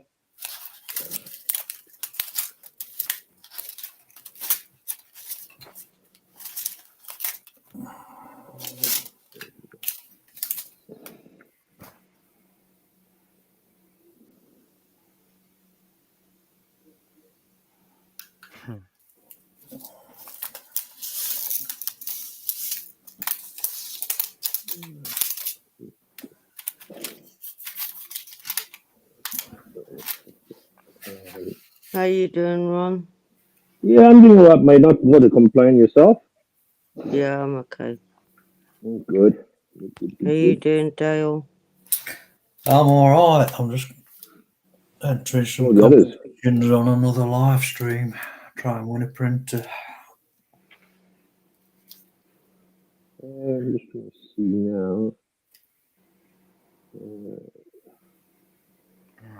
Where are we? Right. No, Vision On, Penny. Yeah, no, the theme was originally Vision On, but it was used in Heartbeat. Obviously, I'm not really old, so I know it as Heartbeat, but I do know it was Vision On as well. It's only. Sorry. That was the song Vision On. Do you know the song that I use for my titles? Yeah. It is actually the song. I think it's called Left Bank 2 or something like that. But it was the theme from Vision On. But more my generation would know it as Tony Hart's Gallery. Oh, yeah, yeah. Yeah, with Morph. MP says, thank you very much for your support, Penny. Very appreciate it. Just speaking my mind. I just do honestly believe that your channel has way too few subs for the quality of the channel. Yeah. As you go and make a 1/72nd scale as a matter of interest. Say that again. Asigawa makes a 1/72nd. Yeah, but you see now, why would you want the 1/72 scale when Exactly. you get a 1/48? Yeah, because mainly the thing is that with the itself, the Osprey is basically made by Italeri, so Yeah. Flymo says hello, Ron. David says hello, Ron. yeah, I said hello to everyone in chat. Yeah, and Flymo says I did a Dapol kit Dewey 060 shunter and did up the cab with a bit of colour in the dials. different Yeah. coloured levers. I also glazed it. I don't know what a dapole kit is. I know what an 060 is, and I know what a shunter is. Because I think trains are numbered by their wheel configuration. Yeah. So we'll have an 060 will have 6 wheels. Is it 6 wheels on each side that are all the same size? If it had, for example, an extra set of wheels at the front, I think it's 3 wheels it'll have. So that gives to 6 wheels, 3 on each side. If it had a smaller set of wheels or a larger set of wheels at the front, it would be a 260. That's my very limited knowledge of trains. Yeah, I suspect. Paul, there's the kit manufacturer. Right. So are these one of those trains that you have to build, unlike the Hornbys where you just buy the train and away you go?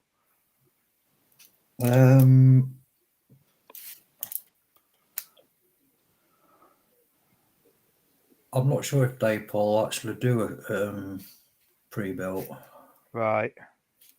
or if they are kits. I don't know. See, again, trains isn't the only train I've ever tried to build was an Italiari one, which if you watch my channel, you'll see that I did get going, and then the whole build got ruined because a certain little kitten, being a kitten, decided to jump up on my modelling desk, and it all went everywhere. Which was it's one of those, am I angry or not? Yeah, oh, you're angry enough to try to tell I was angry because I lost the kit, but I wasn't angry because the kitten was just being a kitten. Yeah. You know, so yeah, I don't know. Can I be angry at a kitten? Not really, I don't think so. But again, it helped because obviously knowing what the cats are like, I know how to sort of more cat proof the desk. The new desk, I have to make sure they can't get behind it because they knock the plug socket, and when they knock the plug socket, everything on the desk just goes off with no warning. Yeah. It's like at half a second's notice, I'm now streaming to a empty monitor. Dominic says, "Evening, Penny and team." Hey, Dom. So Flymo says, right, fair, right enough, Penny. I forgot about Heartbeat. Of course, the beginning of the Hardman Studios and Wallace and Gromit with a zoo animal. I don't remember that. I'm going to have to look that up now, you know. Teresa says, hi, Flymo and Ron. So, yes, Penny, just 6 wheels total on an 060, usually shunters. There you go. I'm quite pleased with myself now for knowing that. Hello, Teresa, at Teresa Smith. Sorry, just been on the phone to a friend. She's phoned a friend. Do you need a 50-50 or ask the audience? To boldly go says, hi, everyone. Evening. MP says, I send a photo of dapole locomotives on Facebook. You're supposed to be going, MP. Not when people say I've got to go. It doesn't mean to lurk, but I do appreciate the photo. Oh, that's nice. That's nice. So that's what he's just sent me. I don't know if you'll see it. Oh, yes. Yeah. I can't get the focus, but that's nice. Yeah. That is nice. I'm going to have to do some trains now, aren't I? Model trains. Most of the trains I've got are 040. 040. Yeah. Oh, what? Just 2 wheels on each side. Yeah. Yeah. Dapole do kits and pre-builts. I've got a 121 bubble car. Some lovely models they turn out other than single carriage. Oh, now you got me thinking. Yeah, I wasn't sure if they did the pre-built ones as well. Yeah, Dapole kits. And then I presume you've got to paint all up, and then you could start doing your own locomotive schemes, couldn't you? Well, you could with pre-built anyway. Yeah. Yeah, I can see a little loft layout coming up. The one guy you should be asking that is possibly Lord Peter. Right. He would know No, majority of no, it. no, no, no, no. Never speak to Peter about anything because otherwise you get a big parcel come through the post. Yeah. No, no, Peter, I'm not speaking to about that. But no, I'm just thinking now you could possibly see a loft layout with penny rail running through. Yes. Big purple locomotives with penny rail written on them. You got me brain going now. Teresa says hi, Dominique. Flymo says yeah, Morph was the beginning of that. What was the other one? Morph's friend, was it Chad? Chaz? Chaz. It was a grey one, wasn't he? Yeah, I'm going to have to look him up. I'm sorry, guys. One of those questions that I can't function until I know the other. I know the answer. Morph and Chaz. It was Chaz. Yeah, because he had that weird voice, didn't he? Yeah. He was on something. Francis Adams says hi all. How are you, Francis? Hi, Francis. And then Flymo says wave. Teresa says 50-50, please. Hi, TBG. Flymo says very nice. Mine was a diesel one, but it's still an 060 diesel. There you go. Oh, nice. Hang on a sec, Dale. Nice. K and GR, that would be Kent and Gravesend Railway. Let's see in GR. It's just my camera's out. Oh, all right then. Focus ENGR, I think. ENG, that'd be Eastern and Greater Railway. Yes, I believe it is. That's good, wasn't it? Do you know what? I used to have a book about Britain's railways, and it had a little chart in the back. It listed every single railway company ever, and it told you how the company was formed and what happened to it. Yeah. So you could trace like the Norwich and Hingham Railway Company, and they were bought out by the Norwich Railway Company, and then they were bought out by LN, or they became LNER, and LNER then become. But it only goes as far as British Rail, and then but anything beyond British Rail, you can get that information on the internet. Yeah. All right.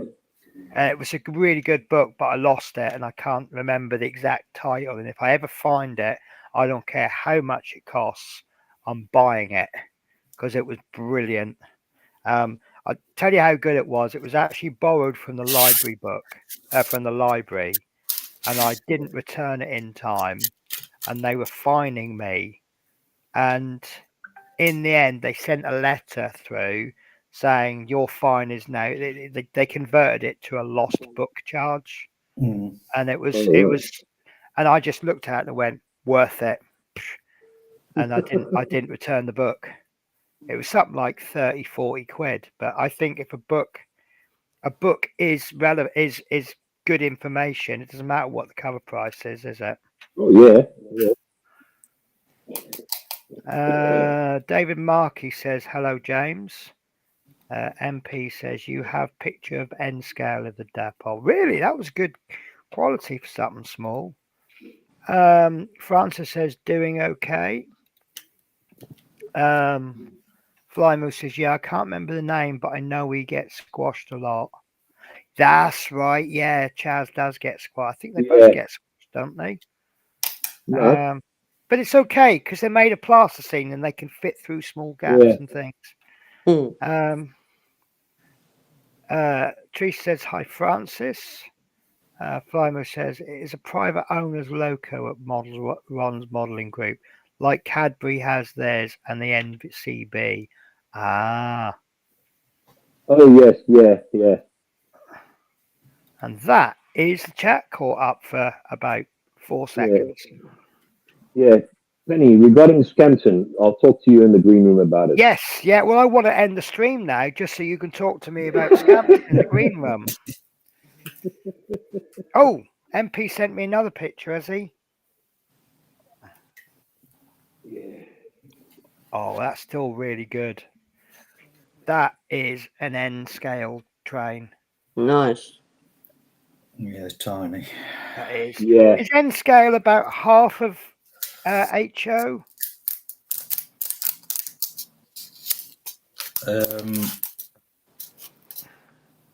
Yeah, Brett is easy. What's the difference between HO It's about quarter of the scale, I think. and is it really? I think it's that, yeah. I think. N Let's see. scale is roughly half the size of HO scale at 1 to 160th ratio. Yeah, that's right. Modelers tend to use N scale to build more complicated layouts in smaller spaces than HO, Yeah. or they can use large spaces such as garages or basements to create scenic N scale empires, using the size to create a lifelike but small scene. Yeah. Oh, do I look at this one? You know, when you Google something, it then comes up with some questions. Yeah. Which is better, HO or N scale? And the first sentence, I think, is a very good one. It depends on your circumstances. Yeah. Because let's face it, if you had a big enough space, you wouldn't build N scale or HO scale. You'd build those little miniature ones that you can sit on that goes around the garden, wouldn't you? Yeah. Yeah. Flymo says, my daughter is taking me over to a book signing for Derek Landy's Skullduggery Pleasant latest release in April. You're going to have to explain just about every single word of that apart from my daughter and book signing. That's all I... Oh, and April. I know what April means. Yeah. Yeah. It's a signing. It's got a signing. Yeah, I know what book signing is. Yeah. So who's Derek Landy? What does he tend to write? Is it fiction, non-fiction? Should I just Google it?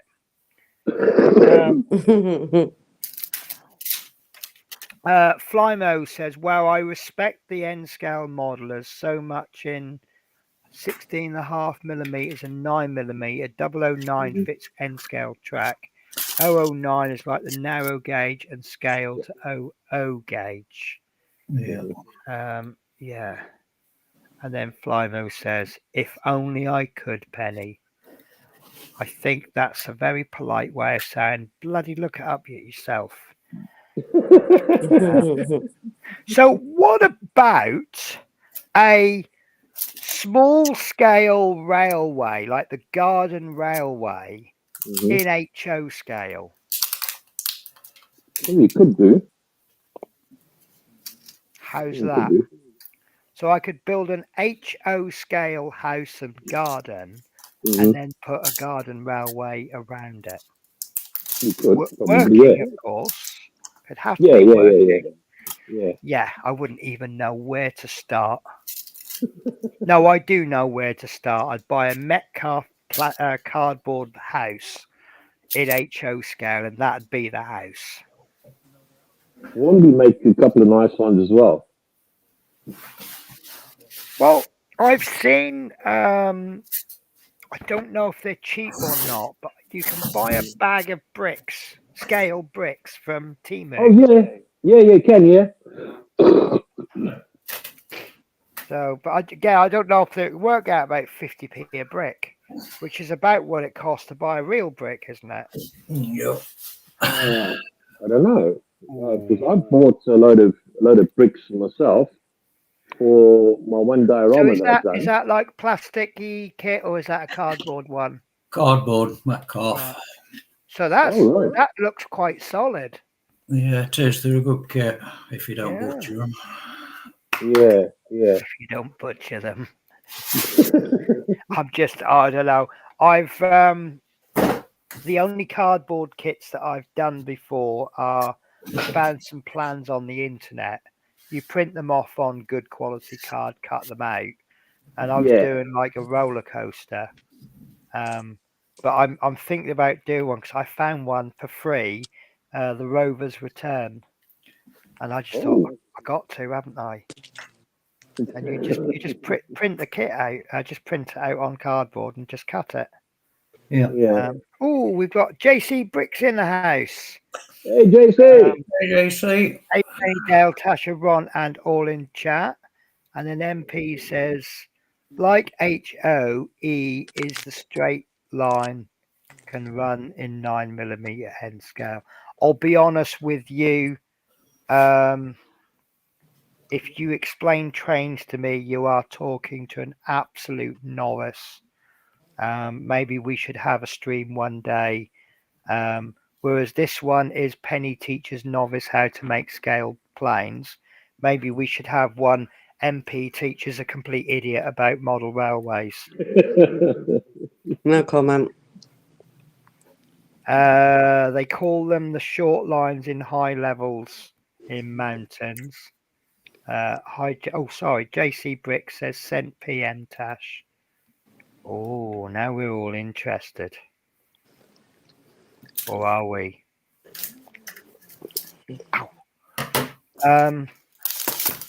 So Fimo says N gauge is 2mm, O gauge is 4mm, and double O gauge is 4mm, and O gauge is 8. Yeah, doesn't HO or O? Right. So this is my not very broad knowledge. HO and OO is very, very similar. OO is more American, and HO stands for half O gauge. There's a few gauges and scales, and OO gauge and H. Oh, there we go. I didn't read the rest of the comment. HO gauge and HO and OO and HO are close in scale and use the same track usually. Yeah. And then Flymo says, yeah. Oh no, I'm talking trains again. Listen, this is a hobby stream. You can talk about anything hobby. Obviously, certain hobbies would be excluded. The hobbies that are frowned upon would be excluded. But yeah, basically, so HO is 1 to 86 and OO gauge is 1 to 76. And now I know why they do 1 to 76 scale in Corgi. Yep. Now I know. Because I thought they did 1 to 76 scale because they did 1 to 76 scale. That was just what they did. As I found out, 1 to 72 scale, the reason it's 1 to 72 is it makes a 6-foot man 1 inch. And back then they used inches. So a 1 inch man. So then obviously 1 to 144 scale is half of that. 1 to 288, blah, blah, blah, whatever. But 48 scale isn't quite double 72, is it? No. So where did 48 come from? I'm not sure, to be quite honest. And who was it who had there was some channel I was what? Oh, it was a new channel, really big, really good channel. I can't remember his name, but he was saying about the debate between 1 to 32 and 1 to 35 aircraft models. Yeah. So just out of interest, where do you two stand on that?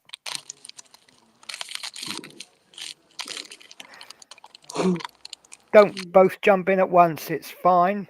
148, 130, 132nd is quite big. Even the 124th is quite big as well. Yeah. So yeah, it's kind of doesn't 1.5 dozen the rest. See, I can understand 1 to 35 scale aircraft. because Yeah. they've been. I don't know where they got the idea to do 1 to 35 scale Yeah. tanks. My camera will go blank for a little while. I just want to check something out. Yeah, not a problem. But as far as I'm concerned, 1 to 35 scale tanks is the norm. Yeah. So Yeah. if you're a diorama builder, then 1 to 35 scale aircraft now makes sense. Yeah. Oh, who's that? Is that Tasha's just left and come back? I don't know. Knock knock. Oh, yes. What's the Yeah, I password? fell out. Phone's being weird. Well, It's if you heating keep up doing too that much. to me, we'll fall out. Right, let's tell you what, let's take the names off and then there'll be no confusion. Yeah, because I'm Penny again. Yeah, I can't see anything wrong with being Penny. I mean, I think it's a cool thing to be myself, but I never had a problem with it.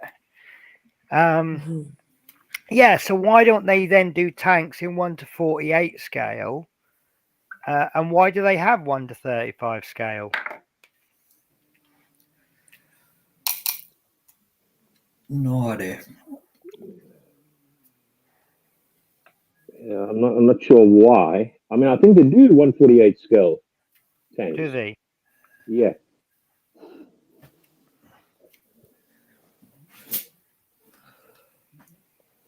That is so weird. Why has Ron got a play button on his screen, on my screen? Because I'm testing something, madam. Oh, Don't okay. mind. Because I got a play button on my screen, so I want to press it. So I'm like, Why have you got a play button? yeah, that's what Why I don't want. I want a play button. You've confused me now.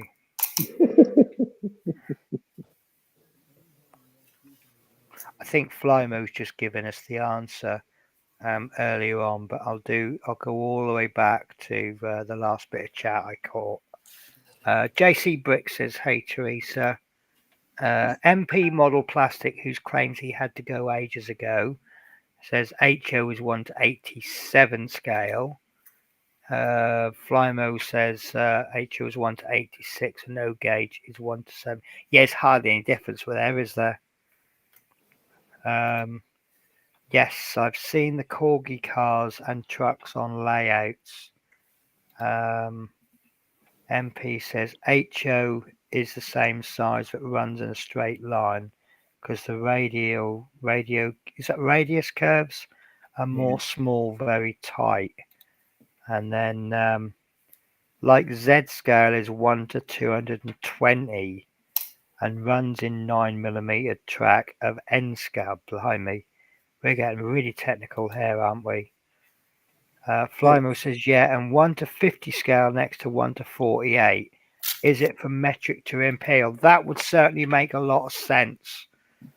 Because like someone asked me earlier on, they wanted a conversion from millimeters to inches. I can't remember what it was, but it came out at 3 decimal places in inches.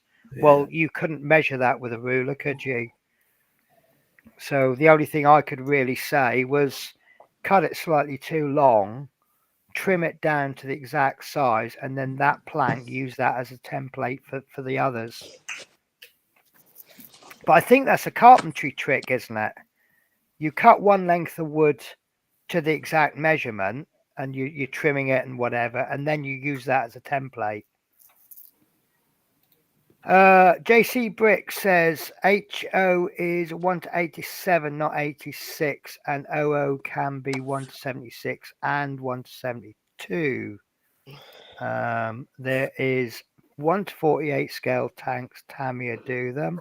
Now I'm tempted to have a look. Tamiya builds tanks in 1 to 48 and other stuff. It's the sort of thing my brother would know if we got on. Oh, bless. I don't like to see sibling fallouts, but having said that, I really do not like my Penny, I'm stepmother. going to have to go out and then come back in again. Yeah, not a problem. We might let you in. We haven't decided yet. Okay, well, it's about out then. Flymo says, yeah, my bad, 1 to 87, thank you. Saying that, though, is there much difference between 1 to 86 and 1 to 87? See, I like to use the word about and approx, and then I'm not wrong then, am I? Yeah. It's about 1 to 90 scale-ish. Hello, I'm gonna have James. to go, Penny, because my phone's boiling. Yeah, not a problem. It's on charge, so I'm probably going to end the stream soon anyway, because it's starting to push a little bit late for us UK. As I had a late night last night, 1:30. wow. But I could do it last night. Right. Oh, did you just bring Ron in and I did at the same time? Yeah. I got a button I can press. Yeah, no, it's buttons always here. funny when that happens. I saw Ron, so I went show the stream, and then obviously Tash has done it as well. Yeah. So you ended up in and out. Right. So look, I'll tell you what. Then, if you're gonna have to go, if Dale and Ron doesn't object, I'm going to finish the stream now. Yeah, I don't mind at all. Yeah, it's been a good stream. Yeah. It's been fun. Given we haven't done what we originally intended to do. Just say again, Tash, before you run off, that actually works. Does it? Yes. Yeah. Wow. That's what you need to get your phone on, love. And guess what? And an ice pack as well. Well, look, when our phone's overheating. It's because I'm on StreamYard, you see, it starts overheating when the battery gets low and you've got to charge it at the same time. I heard someone say something about if they're using Wi-Fi or something, it overheats the phone or something, or uses the battery quicker. Not as far as I know. No, it's something that someone said on Got Fuel stream yesterday, which I found quite interesting. The only time my phone seems to heat up is if I want to charge my phone at the same time as StreamYard. Then it gets burning. Yeah. It's hot in my hand at the moment. Yeah. Well, look, when I get back to Scotland, I'll be sending you a webcam. It's not a top of the range webcam. It's be the same one that you're looking at me through right now, so it's quite adequate. And then you can start using your laptop. Yes.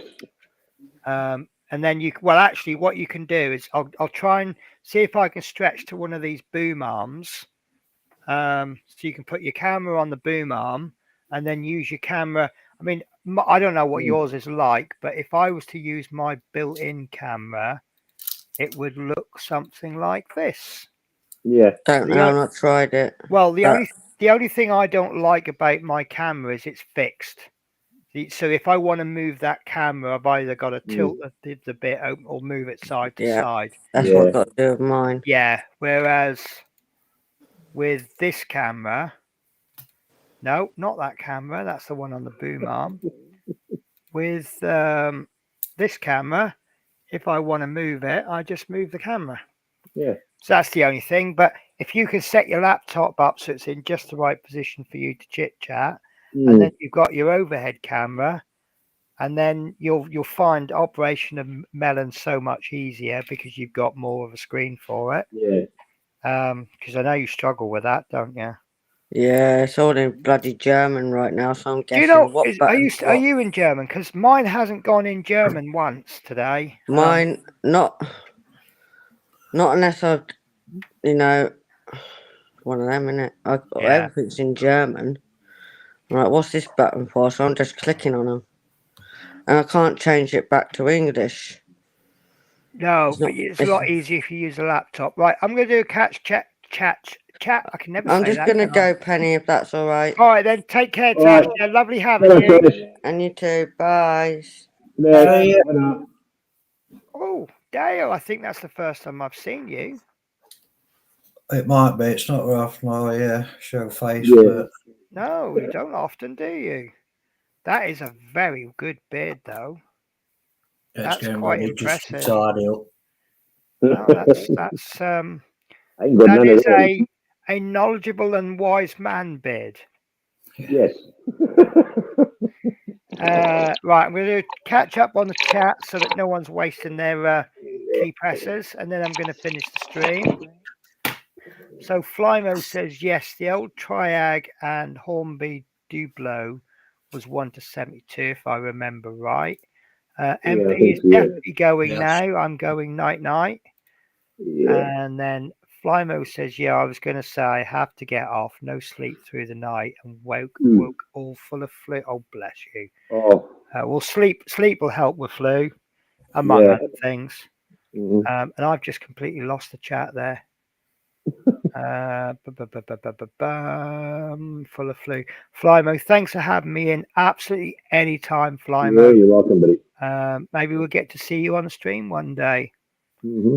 Flymo says, good night, folks. And then waves and whatever that means. Exclamation mark, colon, uppy, close bracket. Yeah, see you, Tash. Night, Tasha. And that is the chat. So, either one of you want to say goodbye first, and then I'll close the show. Yeah, that's a Ron goodbye. That is bye. Right, guys. So, I've got to double check with Tasha. I think our next stream is going to be Saturday. It was going to be Sunday, but they've asked me to change my shift. So I'm now got Saturday off. Yeah, they always ask me to change shift. I'll be honest with you, it don't bother me when I work, just as long as I get the days off.